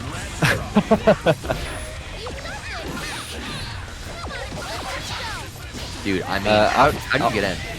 Yeah, Alpha and Omega is doing a much better job this game of keeping Saiboshi out. I think, certainly relying on backdashing, pulling minions, playing, saw traps. But now they're in a situation. Wow, they pressed. I thought for sure they were blocking. Saiboshi's like, I labbed the XR tutorial prior to this. I'm super good at navigating around these minions. Holy You do not moly. scare me. What a huge This is a big Safari. pickup. I was just going to say the burst has to be coming soon. Yeah, Alpha Omega wants no part of this. no. Stay over there. I'm wondering if we're going to see Saiboshi back off a little bit. Yeah. Saiboshi's attempts to back off were just being sniped across the stage, so I think they realized that perhaps just backdashing time after time is not benefiting them. Saiboshi manages to find a way in. Dude, what a nice little combo, too. That Good was little such a damage. great confirm. But you're back in neutral against, Jacko. Oh, great neutral jump, actually. But there are tools here that, oh yeah. Oh, yeah, baby. Wow. Dude, Going for the throw off the counter hit is so nasty. Using Yeah, gunshot like that is so crazy. it wasn't a super wall break, so yeah, like you said, they had to return to neutral, but Saiboshi had the tool advantage in meter and in burst to be able to take that neutral situation again through the wall break, and like we saw, convert it with the gun super into an advantageous situation for them. Yeah, the ability to see the jump, go, I'll wait a little bit so I can shoot you on the way down, you're going to FD it, and I just get to run full screen on that guard crush. And he forced Alpha Omega to spend their meter for recovery, and that's a win more situation if you ask me. Yeah, Burst here, absolutely. I think and that's a counter burst. Yeah, Sort of a net play classic situation right there. Listen, we're all Tower Timmies at heart. Even the best of us. Not to be. It's hard not to be. It's hard not to be, man. Sometimes you're like, yeah, I'll burst. Why not? That killed. Okay. Holy crap. Oh, dude, what a great neutral jump into J. That was a call out. That was such a hard call out. Saiboshi with that download potentially. Oh my god, and just what a It really looks that way. Yeah. Oh my, my god. Dude. And there's that presence of mind that we've been talking about every time we see Saiboshi on the screen. It's, something whiffs or some interaction goes some way, and they're like, oh, actually, I know how to get out of this. Like, oh, okay, you do? Yeah. Why? Why? And I really liked, it didn't quite land, but I liked what we saw with the attempt to air-to-air from distance with JD. Yeah. Because, I mean, we've seen it time and time again. Alpha Omega is so content to just, neutral jump and kick minions. Is Alpha Omega going to clean this out? No! Shots dead, The baby. gun super coming in at the last moment. Pull out The the clutch blicky. situation. Get shot to death. Holy Wow, Saiboshi closes it out 3-0 with honestly a baller way to end the last round. No, that's so sick. Like, Yeah. man, you think you're nice? Oh, sit down. Like, that's so sick. Like, don't you be dare doing anything on the screen when I have 50 meter. Kind of in classic Saiboshi fashion. I feel like if there's any player who I identify with like the I'm going to just shoot you, it's Saiboshi. It's Saiboshi. Saiboshi inventing new and creative ways to abare from full screen. Anyway, up next we have another Viking. We have Burrito back on the stand again after a very, very short break, and we actually have Parjay versus Burrito, a matchup that famously Burrito isn't too fond of. The Kai matchup or the Parjay The matchup? Kai matchup. Oh. Yeah, two I would consider aggressive players who rely on their strong pressure game to create openings. And sort of, I wouldn't say they don't like to play neutral, but I think skipping neutral seems to be a quality of their gameplay that is indicative, if you catch my drift. I think they might have been playing too much Skull Girls, maybe cut them a little break. Like, listen, you put Band in his hands and it's just over. Like, the brain worms have taken hold. Oh, dude, and what a... Dude, that's so cool. Like, using the second hit of the tatami and walking back to kind of pull them back into it, so it hits is so sick. Yeah, that's definitely some advanced tether technology. Yeah, no, Burrito with the technology, for sure. Pretty good burst from Parjay, managing to get the corner again, but again we see kind of the opposing player finding an opening and just being able to capitalize and do what looks like a full reversal situation. Yeah. Great PRC to snipe out the Yozansen. Oh and my god. Yeah. What a good burst, though.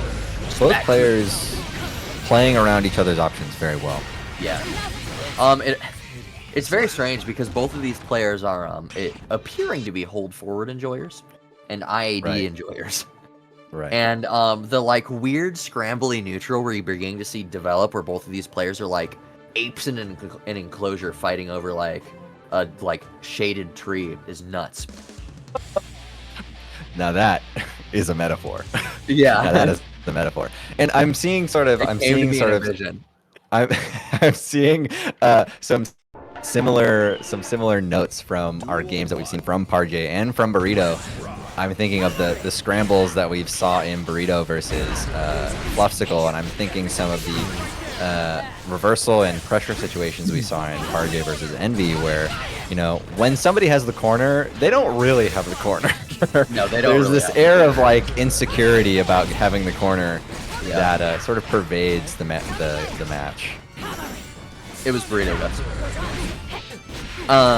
But no, yeah, like, and dude, we're seeing the you have it for now, but what's next? Yep, there's the corner swap. Right, and the corner swap again, yeah, and we see Parjay doesn't even play under the meter. He plays underneath Breakfast Burrito's name. Like, Yeah. it's just the sort of thing where there's so much respect being offered to the ability of the other player to just turn everything around. Yeah. And I mean, there you go.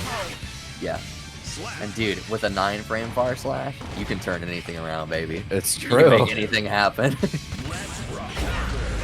Oh, dude, speaking of the devil, great corner carry and pressure. Great tech from Parjay, though. Oh my god, the JK anti Yeah, very good air-to-air? reaction. Yeah, very Dude. good reaction to keep Parjay inside the corner.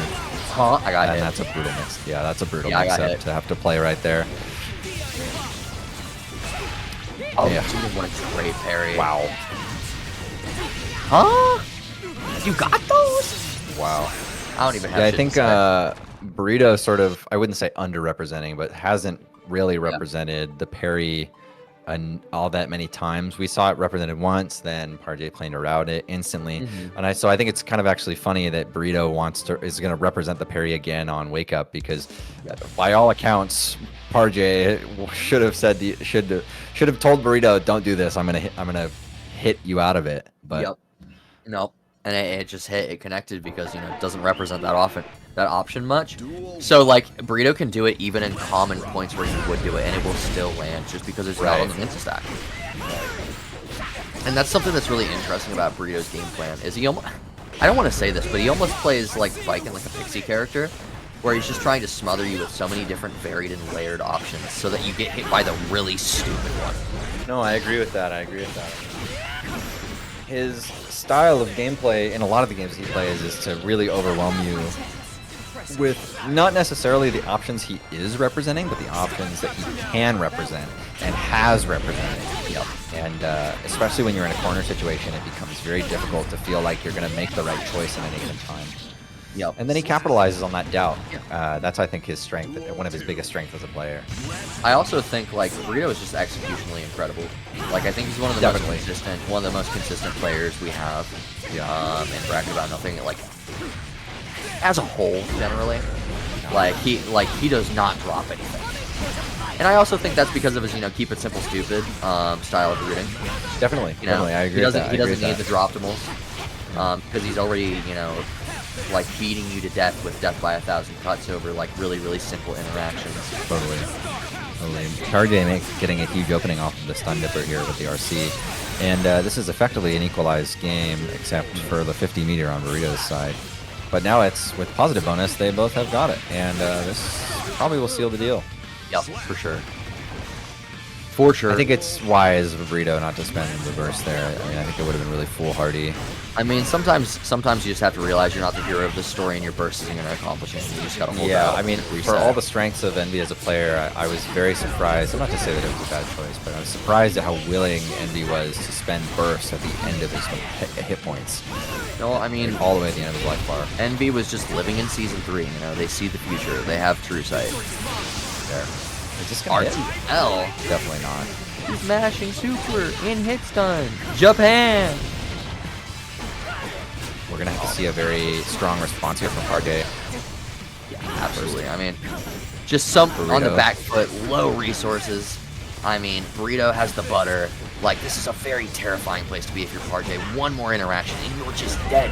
And what a great IB, but it doesn't matter. The 2H hits and I'm sick about it.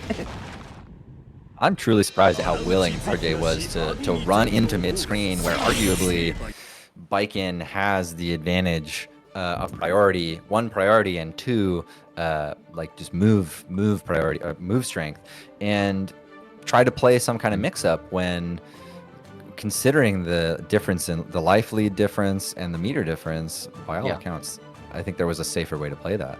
I'm really surprised. Not to say that they threw it away. Certainly they had something planned and they were cooking something, but Yeah. it didn't work out the way that they wanted it to. And that's Alright, going to be who is up next? another match under the belt. Breakfast Burrito taking that one. Yeah, absolutely. And now we're looking at winners finals, and we have, it looks like Envy and Fluff up on the sticks. I'm gonna take a quick little. Oh, never mind. They're up. Never mind.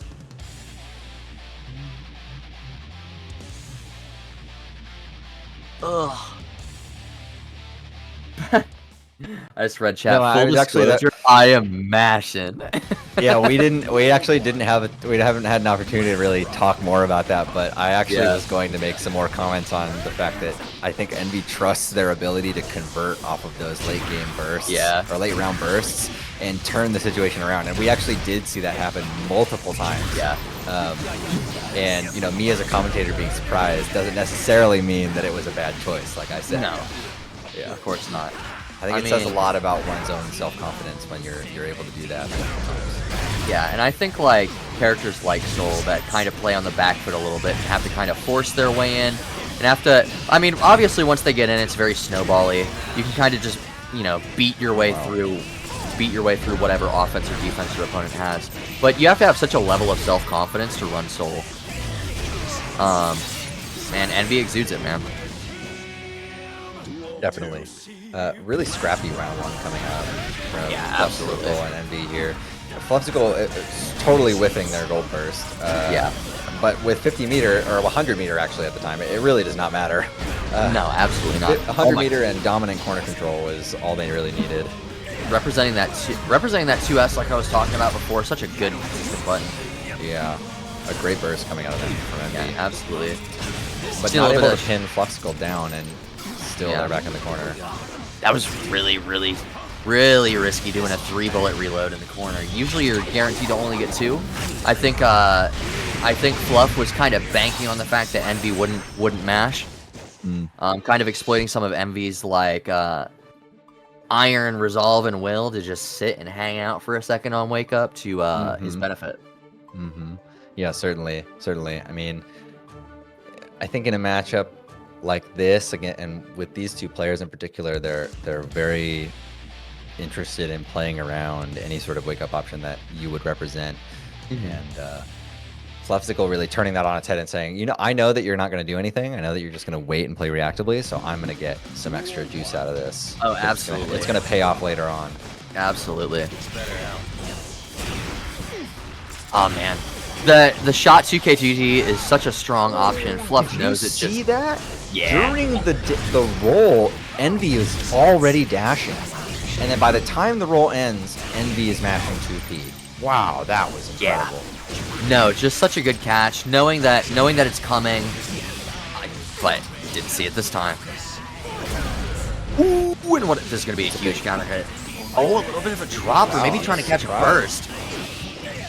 Oh, mashing the 5K on roll. Envy is so locked in right now. Not content to let Fluff run his mix. But that grab with the Yeah. late, just the late Okizeme or the late meaty just getting grabbed is a big deal. You hate to see that happen, especially when it converts you an Yeah. entire round. Yeah. Envy keeping it a little bit more simple, a little cleaner after a drop or two. Going back to kind of that, I'll do a baby combo here and there, and then I'm feeling myself. I got in twice. We're balling out. I'm killing you from 6. I'm killing you from 70. Yeah, I think with the damage that Soul puts out, you can kind of reliably play this way and say, you Yeah. know, I'll play around your material that you've got, your meter, your burst, and then once I know that you've expended all your resources, I'll turn things up. But Yep. Fluff is just running a really solid pressure game that's caught Envy every step of the way. I mean, I know. Go ahead. I know Envy has had some like really good responses to the pressure that Fluff is running, but when you have to deal with it again and again, you're Yep. just too prone to making a mistake to really, I mean, for it's Fluffsicle to really do anything else. the one of the biggest strengths about HC from like a mental perspective is his game plan is very exhaustive because you have so much to watch out for.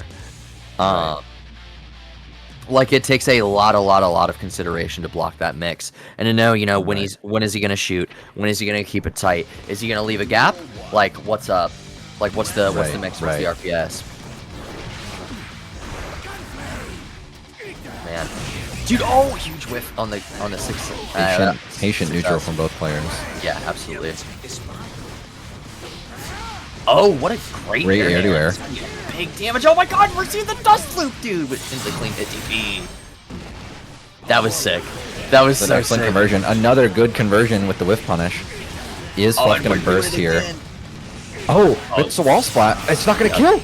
It's not gonna kill. This is a final interaction situation for Fluff. Big PRC running some of that pressure. 2K 2D gun flip. You're plus there. Don't mash, Envy. And shot. Bang. Fluff even whiffed the overhead, but the gunshot was just there to cover. And oh my gosh, an Air that bandit, late baby. bandit bringer? Dog, Or bandit revolver? Are Holy you? shit. Who are you? Dude, nice IB coming out from Fluff. And oh my god, the same situation. It's Groundhog Day. We're on repeat. It's exactly what we saw from Burrito when he fought Fluffsicle. You have to be able to catch the jump ins and jump outs because that is when HC is most vulnerable. Yeah, absolutely. Man, Envy's kind of convincing me to go back to Soul a little bit. I'm feeling it. Saying you can't do both. My hands are saying I can't do both. Oh, nice little 2K. Dude, the thing that's so interesting about how Fluff is running this game plan is you would think all of his like lows, like his 2K, his 2D, have tippers. The way like Fluff is so content to just hit you right on the edge. Just keep that spaced out as much as possible. And that level of awareness, oh my god, 2K, that is a lot. Or J2K, that is a lot of damage. Doesn't matter though. Oh, you're so dead. You're so dead. Yeah, close slash 5H. And Fluff dies with burst. Yeah, Fluff dies with burst. Wow. Sometimes you just don't know when. And yeah, that was a really marked change from the first game. Envy played neutral in a way that was completely different. Just waited for pokes, waited for Fluff to make a difference, make a mistake, and then capitalize on those mistakes. Yeah. And dash block in, just dash block, again and again, and it paid off. I mean, Envy is able to capitalize. Envy has the conversion ability to play to be able to do that. Oh, just a very, very confident dash. Now for Curse. Oh wow, quick burst. Or walk the dog. Here we go. We've seen this situation a lot before. Doesn't opt to keep it going though. Opts for Curse. Keep it safe. Trying to keep Envy at some range. Really afraid of this Brolic. Like, I feel like Fluff is like, okay, I can't mix. I gotta step back. Yeah. Like, I'm getting mashed on my roll. Like, I need to reassess this situation. They realized that they were leaving themselves a bit too vulnerable in the way that they structured their pressure and their neutral, and so now they're just kind of playing this a really consistent, really safe pressure game. But Envy manages to find an opening. With meter can convert into something huge. Cross under here. Oh, that's a bad drop. Yep, that's a really bad drop, but it doesn't matter. Envy is so tight, and what an intelligent burst. Oh, the 6 hits and it drops again. What a heartbreaker. Yeah. What a crazy option TK Banner. That's a bold start. Yeah, that's a bold start. Envy's feeling themselves like crazy, man. Oh, dude. Shot 2K, 2K, 2D. Like, wow. Make it make sense. Oh, dude. I definitely baiting out the DP and just, no, I'm just going to grab that. Again. Knowing when to grab. And then keeping advantage when they have it.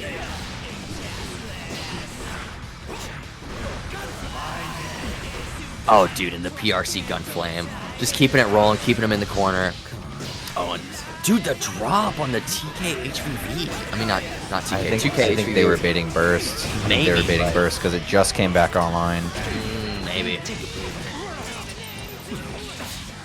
Oh, great choice. Oh, and that manages to get it with JK. JK, baby. Yeah.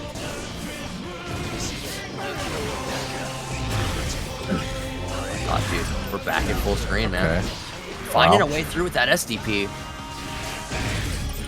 Man, what a huge 6P from Fluff, though. Great patience to do the late 6P instead of the early one. Yeah.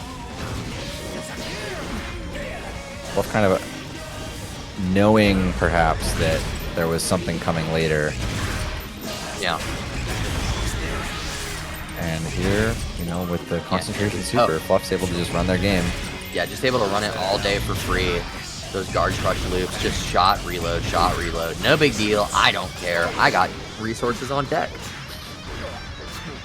For pressure, because it seems like they maybe had to. Oh, big opening here for Envy. Pressure. Oh, nice little 2K. Yeah, really switching up the RPS here, and then manages to get the Yup. counter hit off of the delayed Gatling. Excellently done. Yeah, baby. And dude, that's like quintessential Soul, man. Yeah. Dude, it's so nuts because you feel like in those situations that it's real and true and airtight. It's not. It's just like that's the hallmark of Soul's pressure is he can get you backed into a corner so scared. Oh yeah. Smash on Oh yeah. anything. And as soon as you find yourself out of the RPS cycle and Soul is in control, when you're on the defense, you're like, oh my god, oh my god, oh my god, oh my god, oh my god, Yeah. what am I doing? What am I doing? What am I doing? What is happening Soul- next?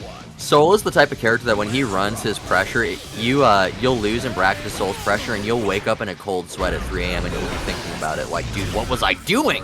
That was what I was supposed to do. Yeah, yeah, Like Doc Brown just yeah, comes to you like lightning. yeah. Dude, oh, I could have mashed 2B. You know, like, yeah, just like the flash of inspiration. Yeah. Shower thoughts about mashing. Dude, for real, I have those all the time. Oh man, dude. This we kind of went from scrappy to measured, and now feels like we're back a little bit towards scrappy, although this is a bit of a quiet moment. Yeah. I mean, Envy, it feels like Envy is like kind of messing around with that knob, just dialing it in and out whenever they feel like, whenever they please. Like, just like on the fly. Like, Wow. we'll see like Yeah. a minute of patience and then a minute of, hey, I'm throwing haymakers. Like, Yeah, and it's working out really, really well for them. I think it's really hard to adapt to, oh my god, what a good Excellent. 5K. Excellent. 5K. I think it's really hard to adapt to like that variable offense because like you can, if I run forward the entire match and then suddenly I start down backing in your face, like it throws you off. And Envy's so aware definitely. of that. And I think as speaking as a Zato player, there is like a level of mental stacking that I have to do about what I'm prepared for. And as a happy Chaos player, I'm sure there's a similar thing going on. Yep. So if that starts to happen to you, you're like, oh, wait a second, I was not ready for this. Like my hands are in the wrong place, or my brain is already doing different inputs, and suddenly you're on the back foot. This is potentially set point for both player. Yeah, this Little- is Tight little this game is 5 five final last stock round. situation. burst on Fluffsicle's side, a significant advantage. Oh, what a great 5K. Oh, what a sick little throw. Nice IB on the close slash, too. Both of these players are playing so aware, so lucid. Walk the dog a little bit. Each one of them is just like one layer around the other. And that corner interaction, it was like, oh, I think you're going high, and then the other one thought they were going low, and then the other one thought they were going high. Trade. Oh, this is a lot of damage. Trying to bait that burst. Oh, Yeah, great Envy fire doing what he coming can out to from burst Club. system mechanics. Oh, that was a heartbreaking drop. No, dude. The curse of Wild Throw instead of Bandit Revolver. It gets even the best. Not a of good us. situation to be Hello, in. we're seeing the HVV. We got the butter on deck. Why is he up? Oh my god, but the fire throws instead. Oh my god. Dude, oh my and God, manages what's to get the next happening? grab. Dude, why are seeing the 6-8? That's it. Envy goes up the grab. Unbelievable way to end that set. Envy with the incredibly clutch, forcing an interaction. He forced a situation where he kind of knew what was going to happen. I mean, you know that as soon as that super comes out, Fluffsicle's going to use PRC to recover. Absolutely. And then he says, okay, I'm going to up PRC and meet you at your same game. Fluffsicle getting a grab, but getting no Okizeme off of it. Not None even of it. going for any OTG to get a soft knockdown to roll Envy. And when Envy wakes up, he's just like, well, I'm just going to grab you back. Yeah, I'm just gonna And grab then you. manages to Dude, close I it with the don't care. OTG. Hey, speaking of some Guilty Gear Incredible, gameplay, we incredible got foresight. the Battle of the Baiken Gods. We got Breakfast Burrito versus Saiboshi. The conclusion has already been foregone. We will be seeing a Soul versus Baiken Grand Finals tonight for the End of Arts Land Top 8. That is potentially the case, yeah. Unless one of these unless Burrito manages to win this out and then swaps to a different character. But yeah, I think it's looking like Soul Baiken here, and here we're gonna see really the test of the difference between the two Baiken players. Oh my god, what a great tech on the throw. Dude, I feel like I'm watching KOF. There's this really interesting concept called the KOF zone. It's like a box, like a couple meters apart from each other, where people are just jumping and hopping around. We saw that for a second. The effective threat space in KOF, right? Yeah. Yeah, like because you have like hyper hop mix and all that, and like Yeah. Oh, dude, what a great ID. Here we're back goes Zonson. Here we're seeing the consistency in Burrito's game plan in mid-screen really coming alive, but Saiboshi's kind of wild factor, I think, really benefited them in this moment because they were able to close out with just kind of a raw Yozansen that ended up being a confirm. By the way, I apologize if I get names wrong. They both are using the same modded color palette on my screen. So it is a true mirror match. Oh my gosh. Like, I don't even know who got hit. Oh, is Burrito? Burrito's going through the wall. Burrito's going through the wall. Saiboshi is taking game 1 in this Baiken mirror. Rather handedly. Saiboshi seemed well prepared for the neutral situations that they were going to encounter and placed themselves, just outside the threat range, and then managed to sneak their way in when it was important to. Yep. Give me really one quick second. I'll be right back. I apologize.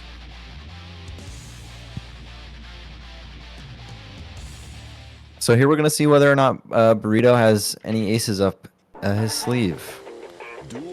What kind of adaptations is he going to make to be able to contest Saiboshi's fairly dominant 2 rounds here? And Saiboshi really willing to just poke in neutral, which I think is throwing Burrito a little bit off guard. I think Burrito sort of anticipated that he was going to have more space to work with. And a classic, honestly, a classic Saiboshi parry right there. In between 2 moves. Exactly when you don't expect it.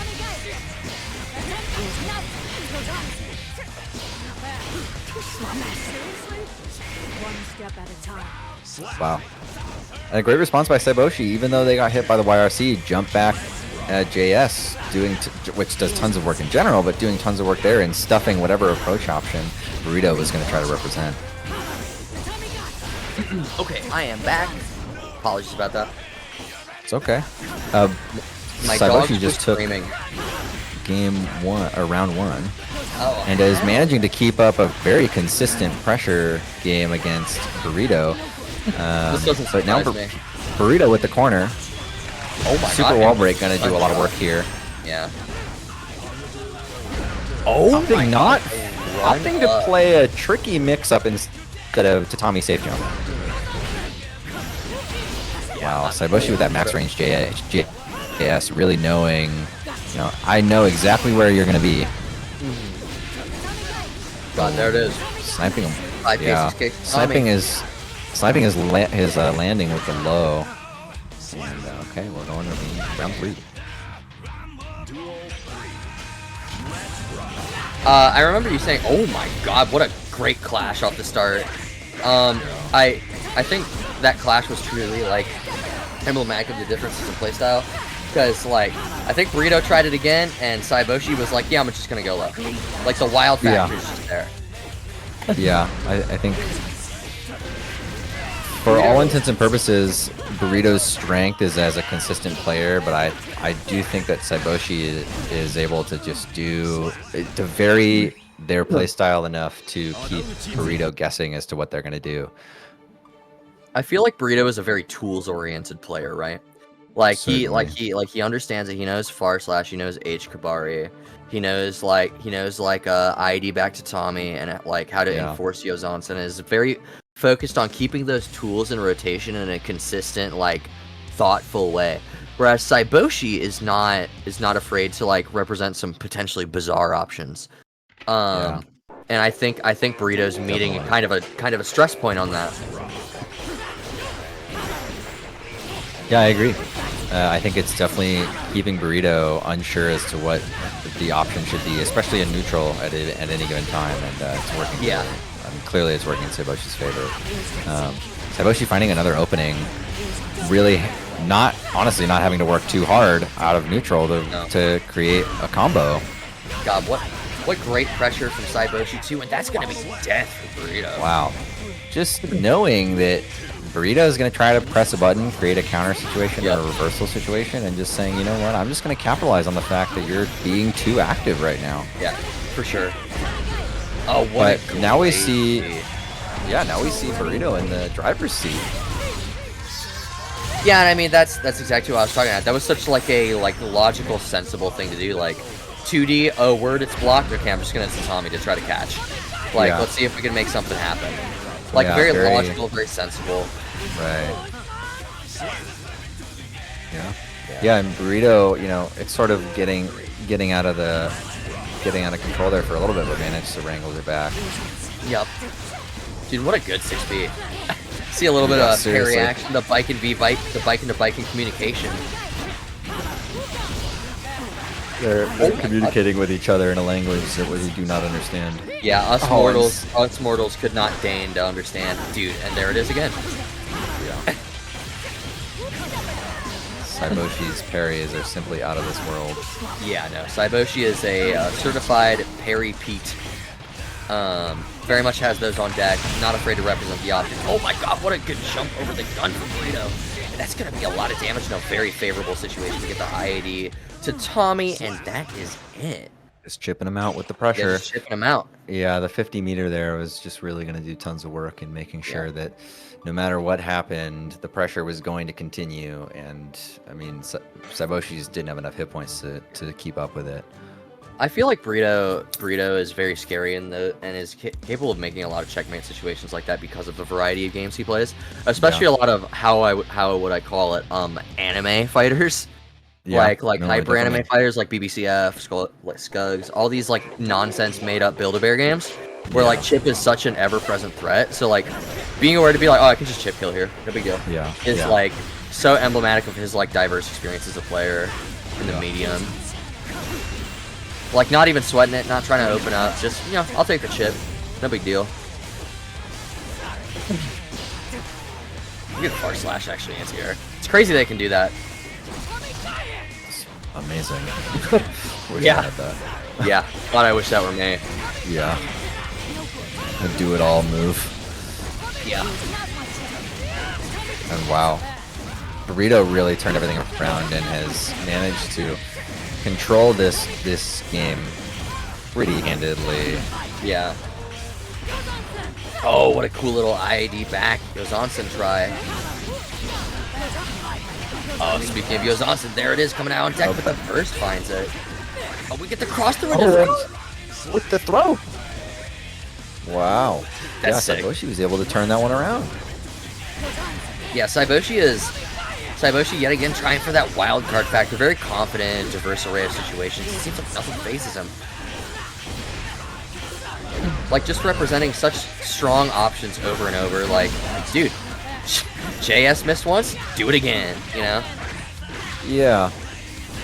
And I mean, in contrast to Saiboshi's style where they're rotating through all the different options that are available to them pretty consistently, I think it's interesting to see the interplay between those because Burrito is able to kind of make things work, whereas Saiboshi says, I'm going to work with what I've got, you know? Yeah. React on the fly. He's got very quick fingers, and so he plays to that strength, like right here. Oh my god, and the communication strikes yet again. Oh my god, and the whiff throw. Oh, wow. This is really bad if you're Saiboshi. Huge burst bait. Not quite enough mirror to close it, but this is a final interaction situation for both of these players. And the JS finds it smart. Yeah, Burrito's going to be the one to take the set.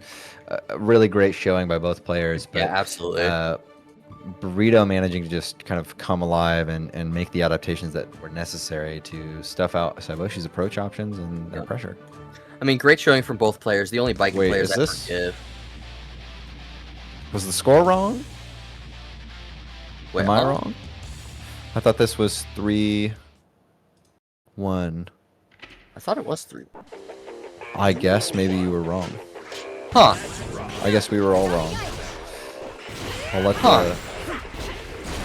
I mean, played out. Who cares? Hot Dog says we're 2-2. Okay.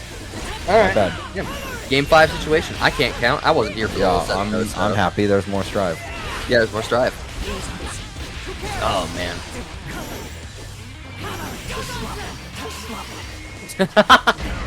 Yeah, it do be like that. Yeah. It do be like that. Yeah, it'd be like that sometimes. And I mean, Burrito is just blatantly calling out all of Yeah, Saiboshi's attempts absolutely. to approach in the air. And he's saying, no.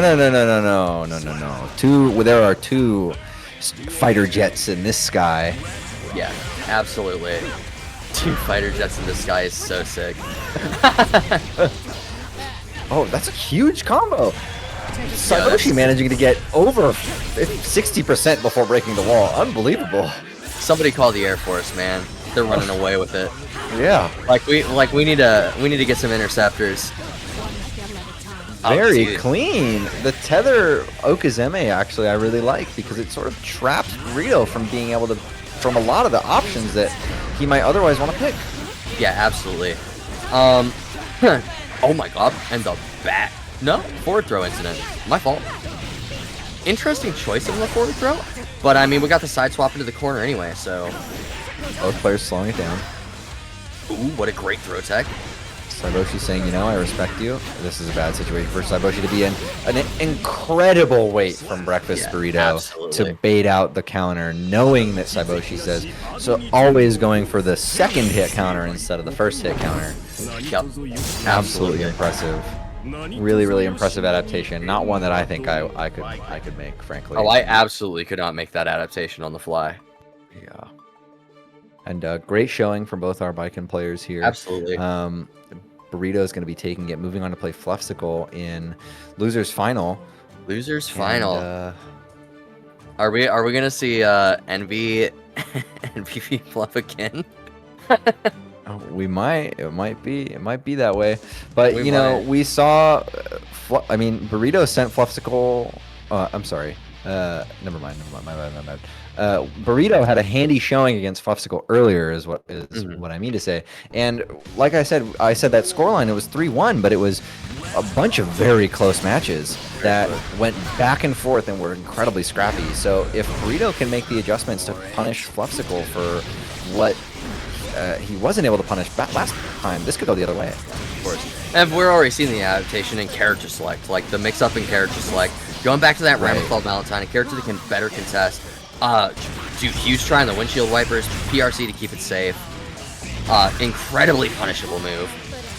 Yeah, knowing already that he should not be going into the heavy chaos matchup with the bike game is Yeah, gonna, absolutely. I mean, hopefully keep him from wasting one game like it did the first time. Yep. And I feel like if Burrito had not wasted that initial game, probably would have. I have a strong theory that the set would have shaken out differently, and I'm wondering if my theory is going to be reflected as truth.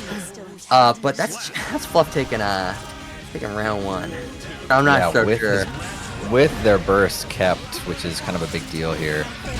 Burrito's about to have burst again, which could hopefully equalize this situation and get them out of the corner, but they won't even need it.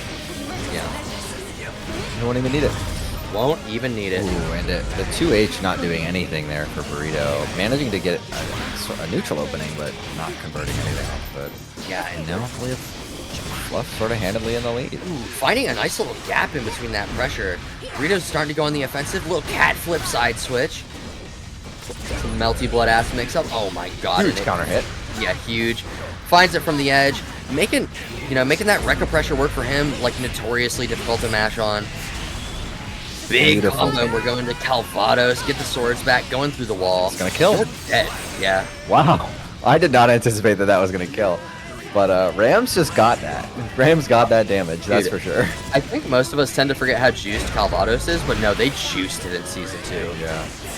Yeah, they did. Oh, what a great throw. Beautiful response. I like the OTG to push Fluffsicle into the corner and try to capitalize, but unfortunately Fluffsicle was able to get out. Very slippery.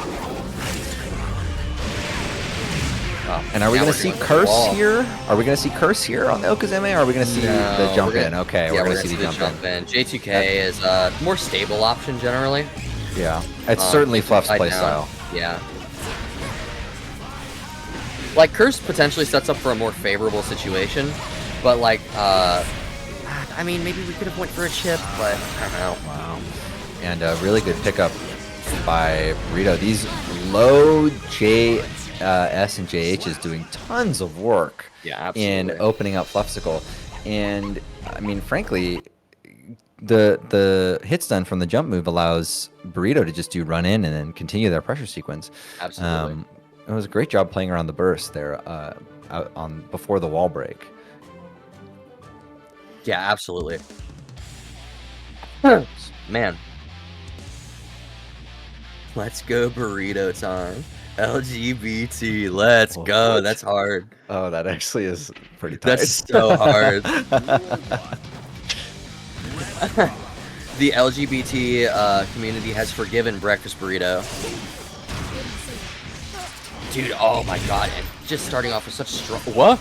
Oh no, but doesn't get the gets a weird version of the combo that sends Burrito flying in back in the mid screen. Yeah. Get a little bit of that walk the dog. Gunflip is so plus. Fluff really trying to say, like, I don't want to interact with you, I just kind of want to maul. Trying to keep it really stable, really consistent, using that gunflip to his advantage. Oh man. You know, ooh, huge 6P. Walk the dog yet again. Yeah.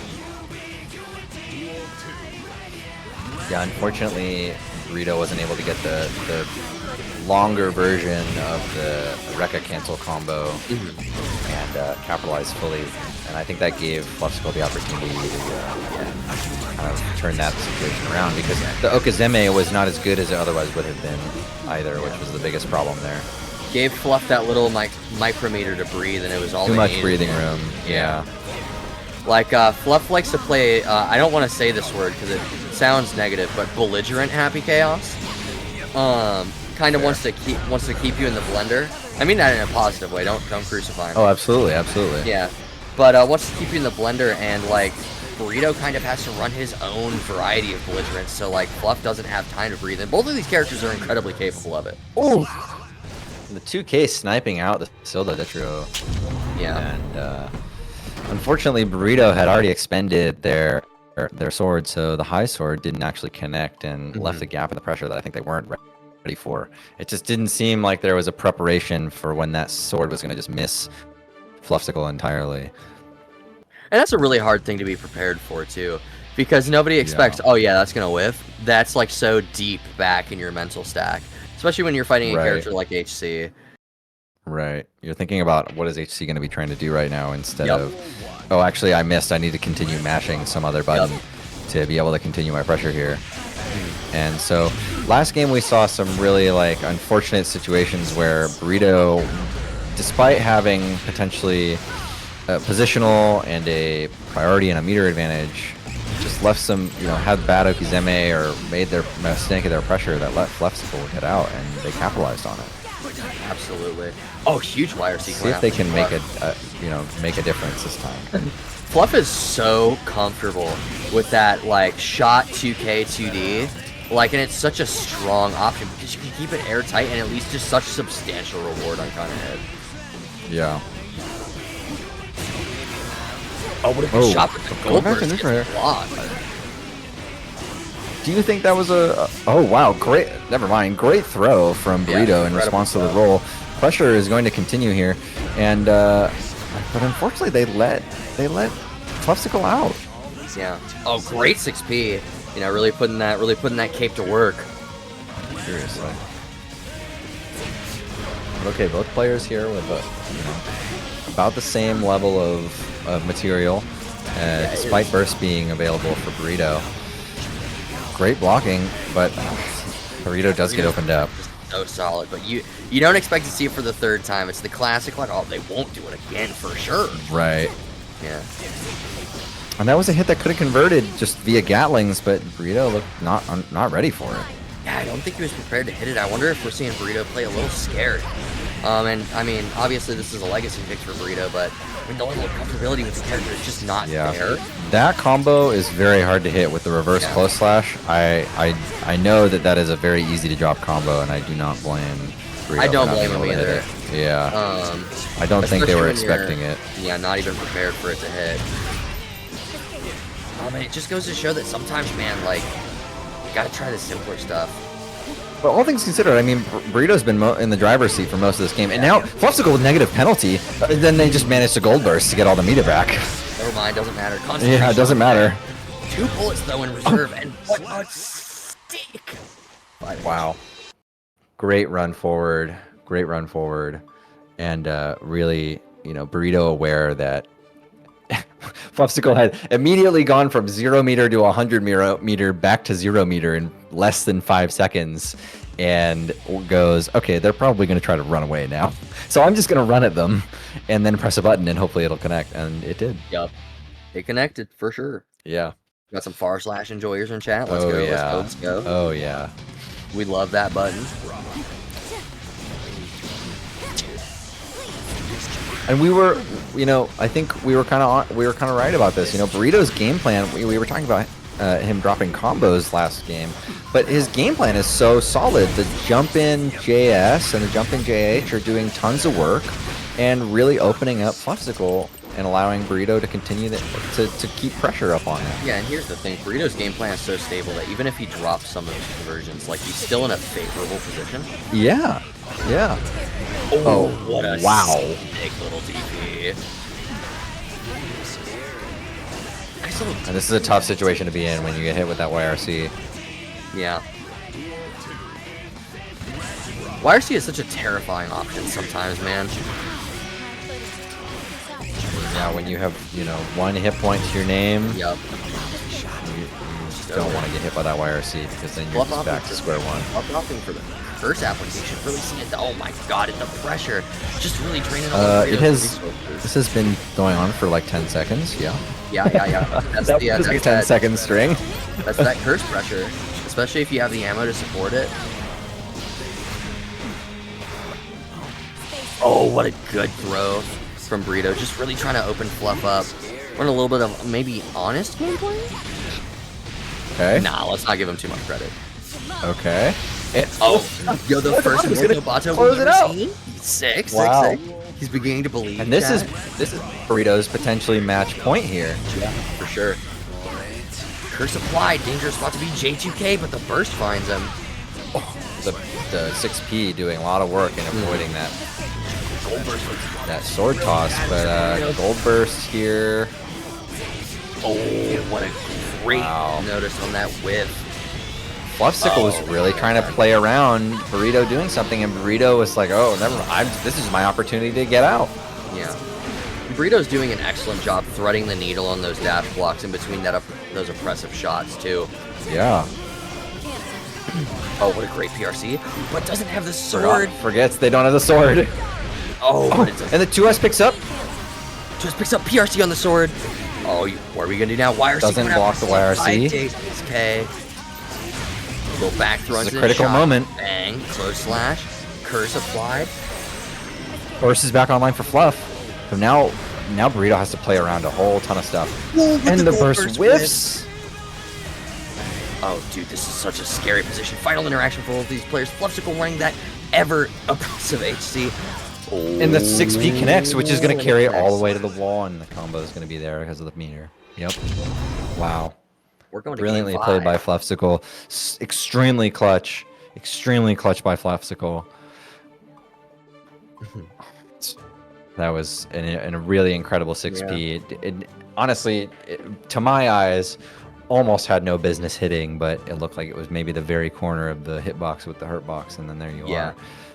And it was amazing of Fluffsicle to be aware enough to hit the RC button at that point. So now we're going into game 5 with both these players. They've both made excellent adaptations to each other's playstyles throughout this set. And, you know, we were right when that Burrito was onto something with this Ram pick. I mean, it's doing wonders for them. And even though this is, you know, a Game 5 situation, Burrito has maintained a very solid game plan throughout it. And you can almost watch like the layers unfold and go back into his like front vortex, like as he's playing. Like from just the start of this set, we have seen so many more like attempts and options, and that's another strength about Ramlethal. Like talking about Burritos being like a very tool-centric player. Like Ramlethal has Barn on some of the strongest and most flexible tools in the game. Yeah, like, and now we're seeing Burrito make every adaptation he's needed to make to keep Fluffsicle in the corner, reacting to the jumps, making sure that he continues to press a quick button when he's got a downtime in his pressure to just ensure that Fluffsicle is staying put. Absolutely. I mean, and dude, you saw that risk. It was cranked. It was potentially very, very dangerous for Fluffsicle. But now the shoe is on the other foot. Little JS action, keeping it tight, keeping it solid. What a good jump with the 5B. Finds it. Yeah, gets to confirm. And this is match point for Fluffsicle. Yeah. Oh, dude, what a good 2D from Burrito. I'm amazed the combo continued. I know, getting that Rekka pressure going, and having the ability and awareness to go, yeah, I think I can connect this. Or just knowing so is crazy, and we're seeing that shot 2K. What a great tech. Great delay tech. Curse applied. Scary. Both these players have about 50 meter to work with. Fluffsicle let Burrito in. Yeah, Fluffsicle let Burrito in. Is paying for their life dearly. What a good burst, keep him in the corner. The tech comes out. Fluffsicle trying to thread the needle with that air movement. Oh my god. Opts to reload on the Roman cancel. Wow, that was pretty baller. Yeah, I kind of fucked with that. Just 2K RC. I never run any bullets. Yeah. And gonna end this wall break with a super.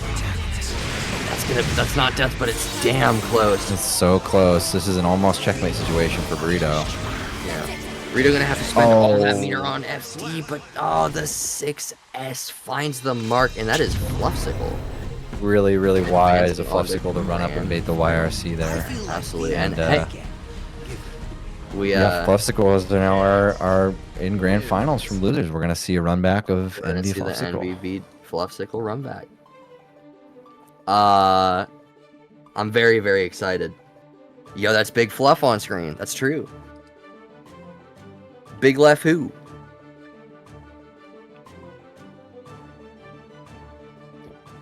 Oh, my throat hurts. Yikes. Get some water. I've been drinking water, actually. Oh, yeah? Yeah, I'm just straining my voice so much because I'm like so locked in, like I can feel the muscles in my neck tensing. Yeah, we're almost there. I'm gonna go grab some water so that I have grams. I'll hold it down for a bit. It looks like both players are stepping up to the podium as we speak, and we are going into grand finals. JTG Fluffsicle on Happy Chaos and Envy on that Soul Bad Guy. Two very, very, very dominant players. Very much anybody's game, and you know we'll see if the Oracle's foretold, if we'll see the same result, or we might see maybe a potential upset, maybe a little bracket reset. I want to see Fluffsicle make some more adjustments, and maybe this is just the way that Happy Chaos plays, but I feel like their game plan has stayed pretty consistent throughout all of the competition. I don't feel like I've seen really anything that has really surprised me from the way that they're structuring how they play. And I think they're going to have to turn it up to win the 2 sets against Envy. That's the thing about HC, is that, like, they are a very adaptable and flexible character. I would say arguably the most flexible character in the game. But due to the fact that HC is so executionally demanding and has so many, like, strong and consistent options, it's very easy to just put yourself in this box of options instead of, like, choosing to explore. And that's something that comes with time, tenure, and, like, the ability to, like want to maybe try something new. Yeah. That goes actually that on that note, we haven't seen a lot of like slump pressure from Fluffsicle, and I'm not sure if it's something they're just not opting to go for, or they have gotten the situations in which they've gotten hits, they're just not able to hit it to convert into those. I'm pretty sure Fluff isn't a wall slump gamer in the first place that much. But I could be wrong. Oh my god, that's a huge little conversion. Not so much damage, but great carry, and we're back into that oppressive strike throw gameplay from Soul. Great tech from Envy. Oh, and the air bandit revolver, but it doesn't matter. It gets thrown. It's so dangerous. Matter. Bandit revolver gets thrown all the time if you don't space it properly. Seen a little bit less like measured, a little bit less measurement out of Envy, just choosing to run forward, bullying his way through. The SDP comes out, finds Smart the 2S. 2S connecting. Gun feint to keep it tight, keep it solid, maybe a little bit of a reset. Redo the Oki, yeah. Play a 50-50. Yeah. Oh man. Both these players in a very, very similar situation. I mean, this is the last interaction situation, and the 50-50 comes out, gets blocked by Fluff into the air tech. Oh my god. The FRC low. Dude, and that is Fluffsicle taking round 1. Oh wait, no, game 1, excuse me. Game 1. Game 1, yeah, very dominantly taking game 1. I think that, in spite of what I've mentioned about the potential adaptations that they can be making, the level of consistency at which they're playing their own game plan is really doing them a lot of favors. Yeah, absolutely. I mean, and both of these players, are so, like, they're very tapped in to know exactly what they want and need at the time. Like, Envy purposefully choosing to root into less damage for more corner carry was, like, Gigamind. Because you do not want to be mid-screen against Happy Chaos. That's just the nature of the beast. Yeah, and I think it's more likely than not the case that Envy would not like to return to neutral at any point without positive bonus on their side if they don't have to. Oh my god, that's a brutal throw whiff. That was a Soul bad guy moment. The gun feint and just run up throw. Envy also, like, very, very content to, like, let Bandit 2 rip all the time. Which is, like, most people will do, like, Bandit 1 and they'll run, like, strike throw off of perfect spacing. Right. But, like, Envy is just content to let that, let that puppy swing. And it's seen great results and great return. Big damage coming out. The close slash picks up, and that is Fluffsicle dying fast in game 2. A little bit of a shimmy coming out. Great IBs coming out. You're still plus there. Don't mash. Oh my god, what? Love manages to get that grab off of that. Yeah. Tough situation for both players here. Really, yeah. Envy manages to find the way in, but now that you don't get a ton off of the success anymore.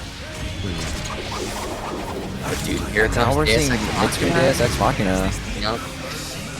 Maybe Fluff hoping to enforce some of that shot gameplay. Nope, still running up, still saying fuck it, we ball. Into a nice little strike throw situation. Yep. Back into the corner. Great tech from Envy. Letting that Bandit Revolver 2 rip the close slash. JD, close slash.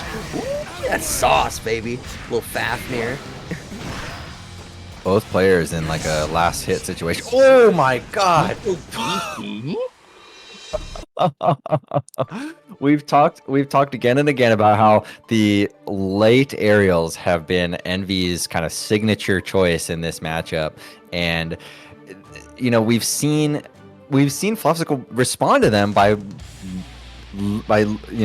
making their 6Ps later and later and later, and now Envy just goes and loops the RPS back around and says, you know what, I'm just gonna late TKDP you, and you're just gonna get hit by that. Like, the hardest bit of tech that Soul has just to stunt. Like, are you serious?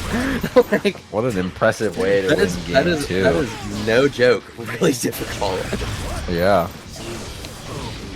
Oh, dude, what a great air-to-air, too. And we're seeing that dust loop action. Envy with the dust loop. Yeah, baby. And keeping corner priority here. Even out of the corner now that they've carried all the way to the other one, and wall broken. Wow, unbelievable. Oh my god, and there it is, dude. Envy is dialing it up, not content to play as patient as normal, realizing that maybe there's just no place for that in this matchup. They're playing hungry. Sort of know that if they're not willing to be responsive, that they're gonna get run over, and but the choices that they're making choices that are leading to huge confirmations. Absolutely. I think that combo started with far slash or close slash or maybe 6P, and it was over in an instant because of it. It was over. Yeah. Oh, getting a good little tap dust from Fluff, and it finds the hit, and I think this is death. No, opts for the concentration. One reset, but goes for the throw bait, and wow, yeah, perfect from Fluff, showing us all how to play Happy Chaos. Man, this is such a sick grand. I told y'all earlier, like, this is gonna be sick. Both players going in and out. Envy desperately wanting to get some kind of a barre to get started, but instead Fluffsicle gets the mix-up, and we're going for the slump. We're going for the slump. Dude, The overhead hits again. baby. Dude, and the throw over and over and over again. You're in the vortex. 5K, 6K shot. Tap does 2K, 2K, 2K. And Envy finds a way out. Oh, but what an exceptional grab from Fluffsicle. First bait, that's so tragic. Wow, that was really a masterclass in how to cycle through all your options in the corner. You know, two overhead grab, low overhead. Like, really keeping anybody in the corner would be guessing again and again on that one. There was no consistency, and then even in spite of the fact that Envy managed to get a way out, the conversion just wasn't there. And then, Yeah. I mean, hell, I never would have grabbed there. I did not see that grab coming in the mid screen at all. Yeah, no way, no shot. Duel 1. Let's rock. Man. Both Dude, my players heart- trying to find my their heart way in. hurt. I need to go to the hospital after this, man. This is hype. This is too hype. Envy using awareness to avoid, but couldn't avoid the second curse. And this is like what we've seen again and again. You know, Envy wins the first neutral interaction, finds the corner, but isn't able to keep, you know, Fluffsicle from running their game while maybe in the corner. Yeah. But Fluffsicle needs to be careful about getting a negative penalty here. That's the second time they've hit danger. Yep. No, I mean, I think Fluff is playing so much more defensive now. Yeah. Really different, playing much more of a zoning play style, Yeah. choosing the points at which they run a mix-up and play aggressively a little bit differently. Yeah. But I mean, even that changing danger the way they penalty is structure- even the way choosing to change the way they like structure their corner pressure in last match. Like, we saw like some slumpy action, which is almost as if we spoke it into the ether. I'm sorry, Envy. Oh my god, dude. Wow. Throwing for that. You gotta space that better, man. It's so difficult, though. Dude, and Fluff is just on it with these throws. Just refusing to let Envy get a word in edgewise. Fluff seems to know exactly when to press the throw button to ensure that Envy can't keep their pressure up. But wow, a great hit confirm into super here to both keep the burst from going off and winning the round. Yeah. Let's see if Envy can make this next one count. Something really we interesting go. about Envy is just the sheer amount they represent success. Yeah, It's just due to the way excellent that 5K. oh my god, the Fafnir comes out. Nice little try on the 2S, but oh my god, finds the mash. The whiff on the gun pull was really not what Fluffsicle wanted. Going for a quick little reset. Ooh, excellent recovery on the throw whiff. Envy living in Season 3 already, making that SDP work for them. Oh, dude, and the wild throw. Yep, that's classic, you know? dude, that's classic. some soul bad guy gaming right there, man. yeah. Oh, yeah. Oh yeah, baby. Bandit Revolver, RC, land. Wild throw. Yeah, wild throw. Why not? It's like, oh, yeah. Yeah, fuck You it, weren't who going to cares? jump anyway, so guess I'll just go for it. Yeah, why not, man? I mean, And personally, it kind of beats the option. It definitely beats the option that Fluffsicle has been representing the whole time, which is just regular throw, you know? yeah. So I think that's a very good adaptation for an NB to go for that, and especially because the damage just sealed the round out, or the game actually. So now this is match. Wake up or- clean hit DP is insane.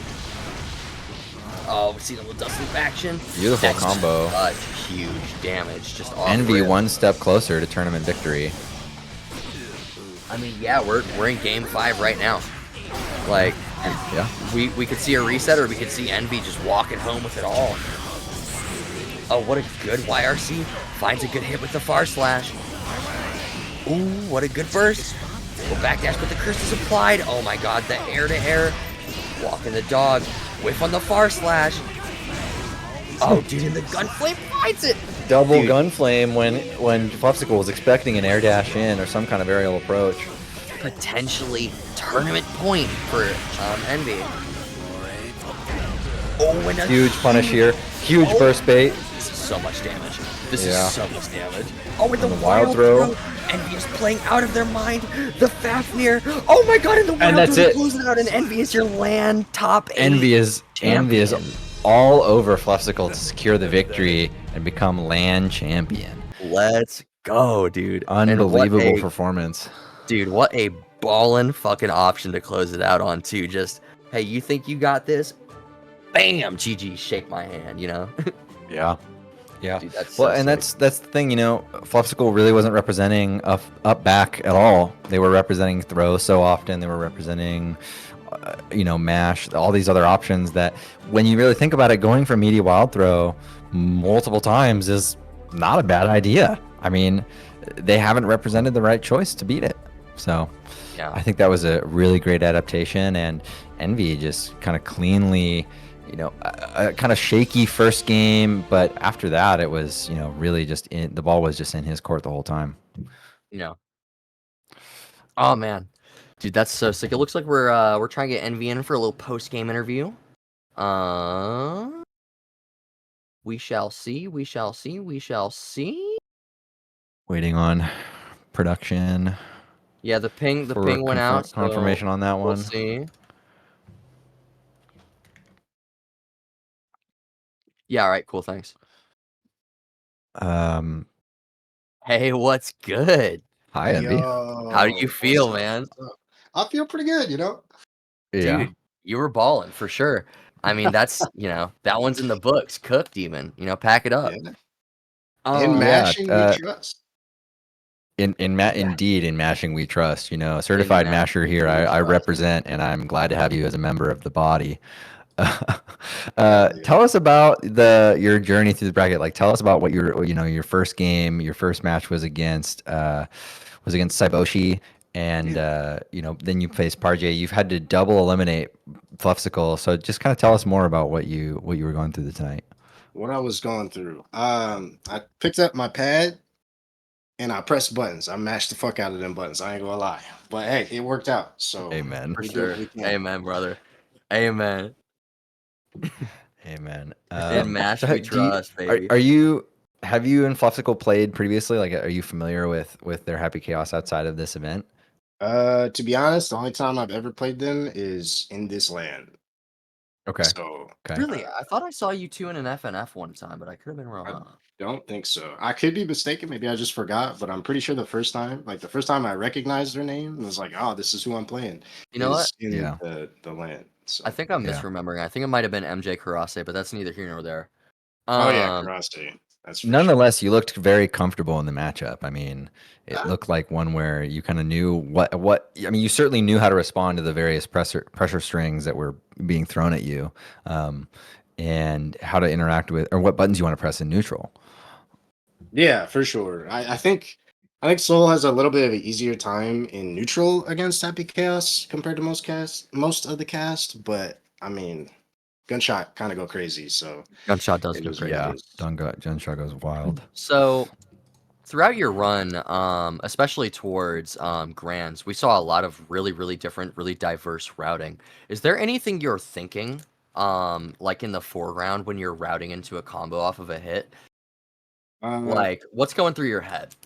Most of the time, I'm thinking this would be pretty cool if I did this, and then that's We what I do. Love that. That's so sick. Yo, that's godlike. I don't even want a different answer. I don't want Hell a yeah. different answer. You're like, damn, this would be tight if I hit this. Yeah, I will say, like, in terms of like mid screen, I normally try to focus on getting them in the corner because it's a lot easier to bully people Yeah. when they have their back to Yeah. the wall. But other Yeah. than that, like most of the time, I'm like, hey yo, this dust loop right here would be kind of nice. Let's get that going. Yo, So- and you love that dust loop too. You hit that so Yeah, much. you made that shit look good. Yo, we were Dude, popping you- off every time. Like, I'm glad to hear it. I'm glad to hear it. So, do you think you'll be competing in the next LAN? Depending on when it starts up, I Yeah. will try to sign up, but will do. life kind of throwing me for a loop, so we got to do what we Yeah. can out here. So we'll see. Yeah. So Yeah, and that's one of the toughest things about the LAN is that because it takes over place over such a long period of time, you kind of have to like think Well, about when you're entering, you have to think about whether or not you can make that commitment, so to speak. yeah, I mean, it helps that you got a whole week to play one match. Like that's Totally. definitely pretty. There's a lot of leeway in that, but it is a Totally. big time commitment for sure. For sure. Yeah. So Yeah. there's one burning question. A chatter brought it up. I was gonna save it for last. But let's talk about that run up TKDP. What's going on with that, buddy?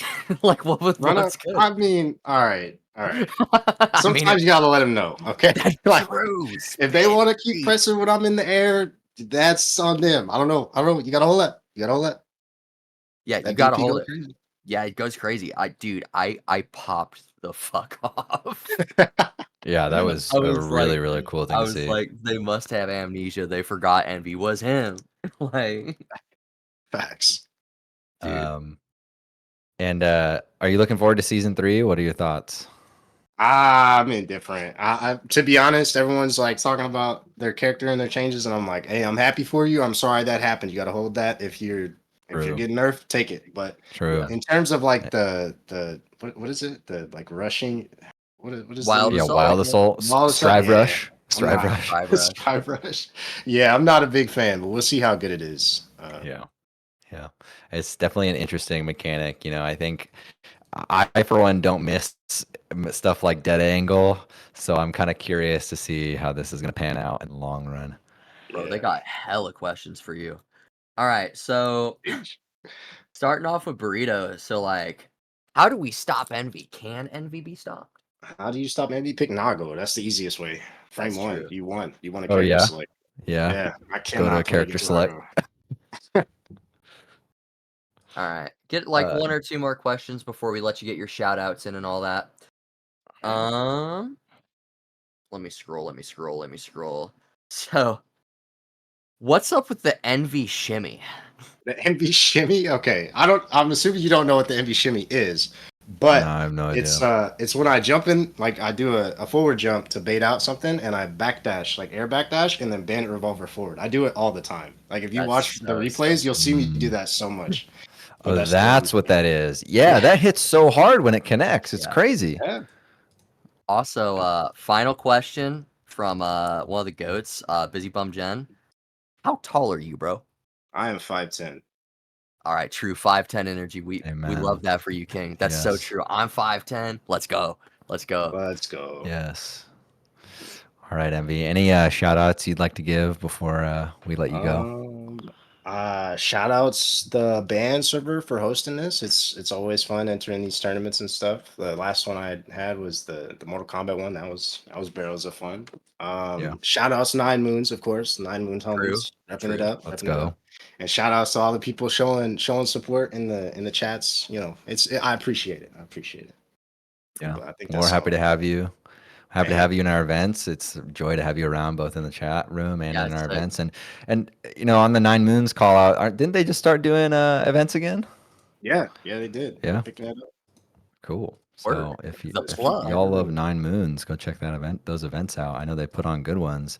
Well, all right.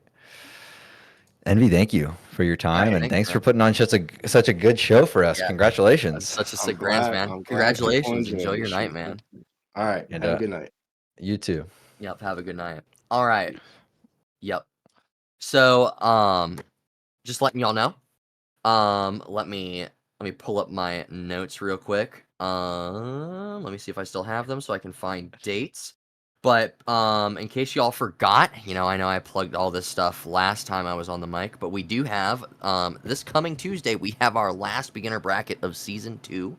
Trying to let all the beginners cook, see what's going on before season 3 inevitably upends the entire meta and makes the Yep. game worse or better depending upon Yep. your opinions. Yep. So if you choose to Um, stop playing as soon as season 3 drops and you're a beginner, get in there so yeah, you get can in say there, I did it, I won, and cook a then I little. never played again. Yeah, never played again. I won. I dipped. I came. I saw. I conquered. We And also I'll be there doing commentary on Tuesday, so I'll love to see you out there. true. Show this man some love. Can you believe it's his first time? This guy's crazy. Um. Anyway, we also have the Grab Bash coming up too. It's like a big collaborative, like bracket, huge, from 4 different beginner servers. It's basically all of them, excluding backpacks tournament. Sorry if you competed in backpacks, you're not eligible. That's on Sunday the 27th. We also have our so listen, y'all like LAN, right? How could you not? This was a crazy top 8. We get players that cook for weeks and weeks and weeks, all come together in a cool little top 8 bracket. Shorter brackets, fun. High stakes, really fun. So we like Street Fighter, right? A lot of people like Street Fighter. Street Fighter's a good game.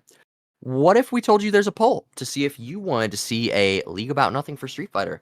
Go ahead. You have to come in the Discord, and it'll be in announcements, and go vote on that poll if you want to see it. It ends Tuesday night, so if you want to see it, get in here now on the ground floor. Yep. I want to see it. I want to see it. I love LAN. League About Nothing is one of my favorite events we do. Swiss brackets are so cool. It's very cool. You have a Also, lot of time. You get to see who you're playing, workshop the matchup ahead of schedule or ahead of the time if you want. yeah, And I think it's a absolutely. really good way to practice your consistency as a competitor, your ability to learn and adapt to a new matchup. So I highly recommend everybody who's interested in just making commitments to continue playing the game, sign up for LAN. Yeah, sign up for LAN. Also, production did not whisper this one in my ear. I just remember this one because I'm personally competing and I'm very excited for it.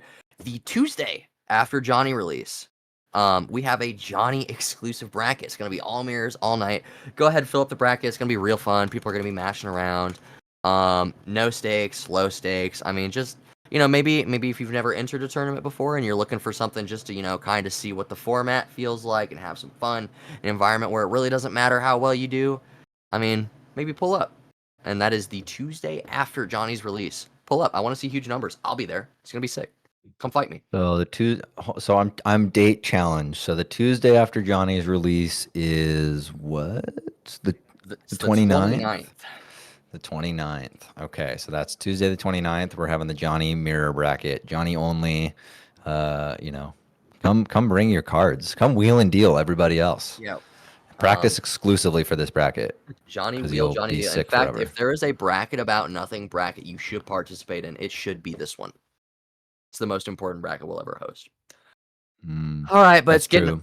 it's getting around that time of night. We're about to wrap up the stream, so I'm gonna turn it over to my co-host real quick. Is there anything you want to shout out or plug? Just No, real I quick. think you covered all the bases. I mean, thank you everybody for watching. I think that if this is your first time tuning in to a band stream, definitely check out the server. We are found in the Guts Freeze Twitch description is the link to the server. If you are interested in learning Strive and getting involved in the community, I mean, this is like, in my mind, one of the best communities for not only learning this game, but other fighting games and finding a community of like-minded people who are interested in just figuring out what the hell's going on when you pick up the sticks. So Yeah. definitely, if this is your first time checking us out, thank you for being here and thank you for tuning in.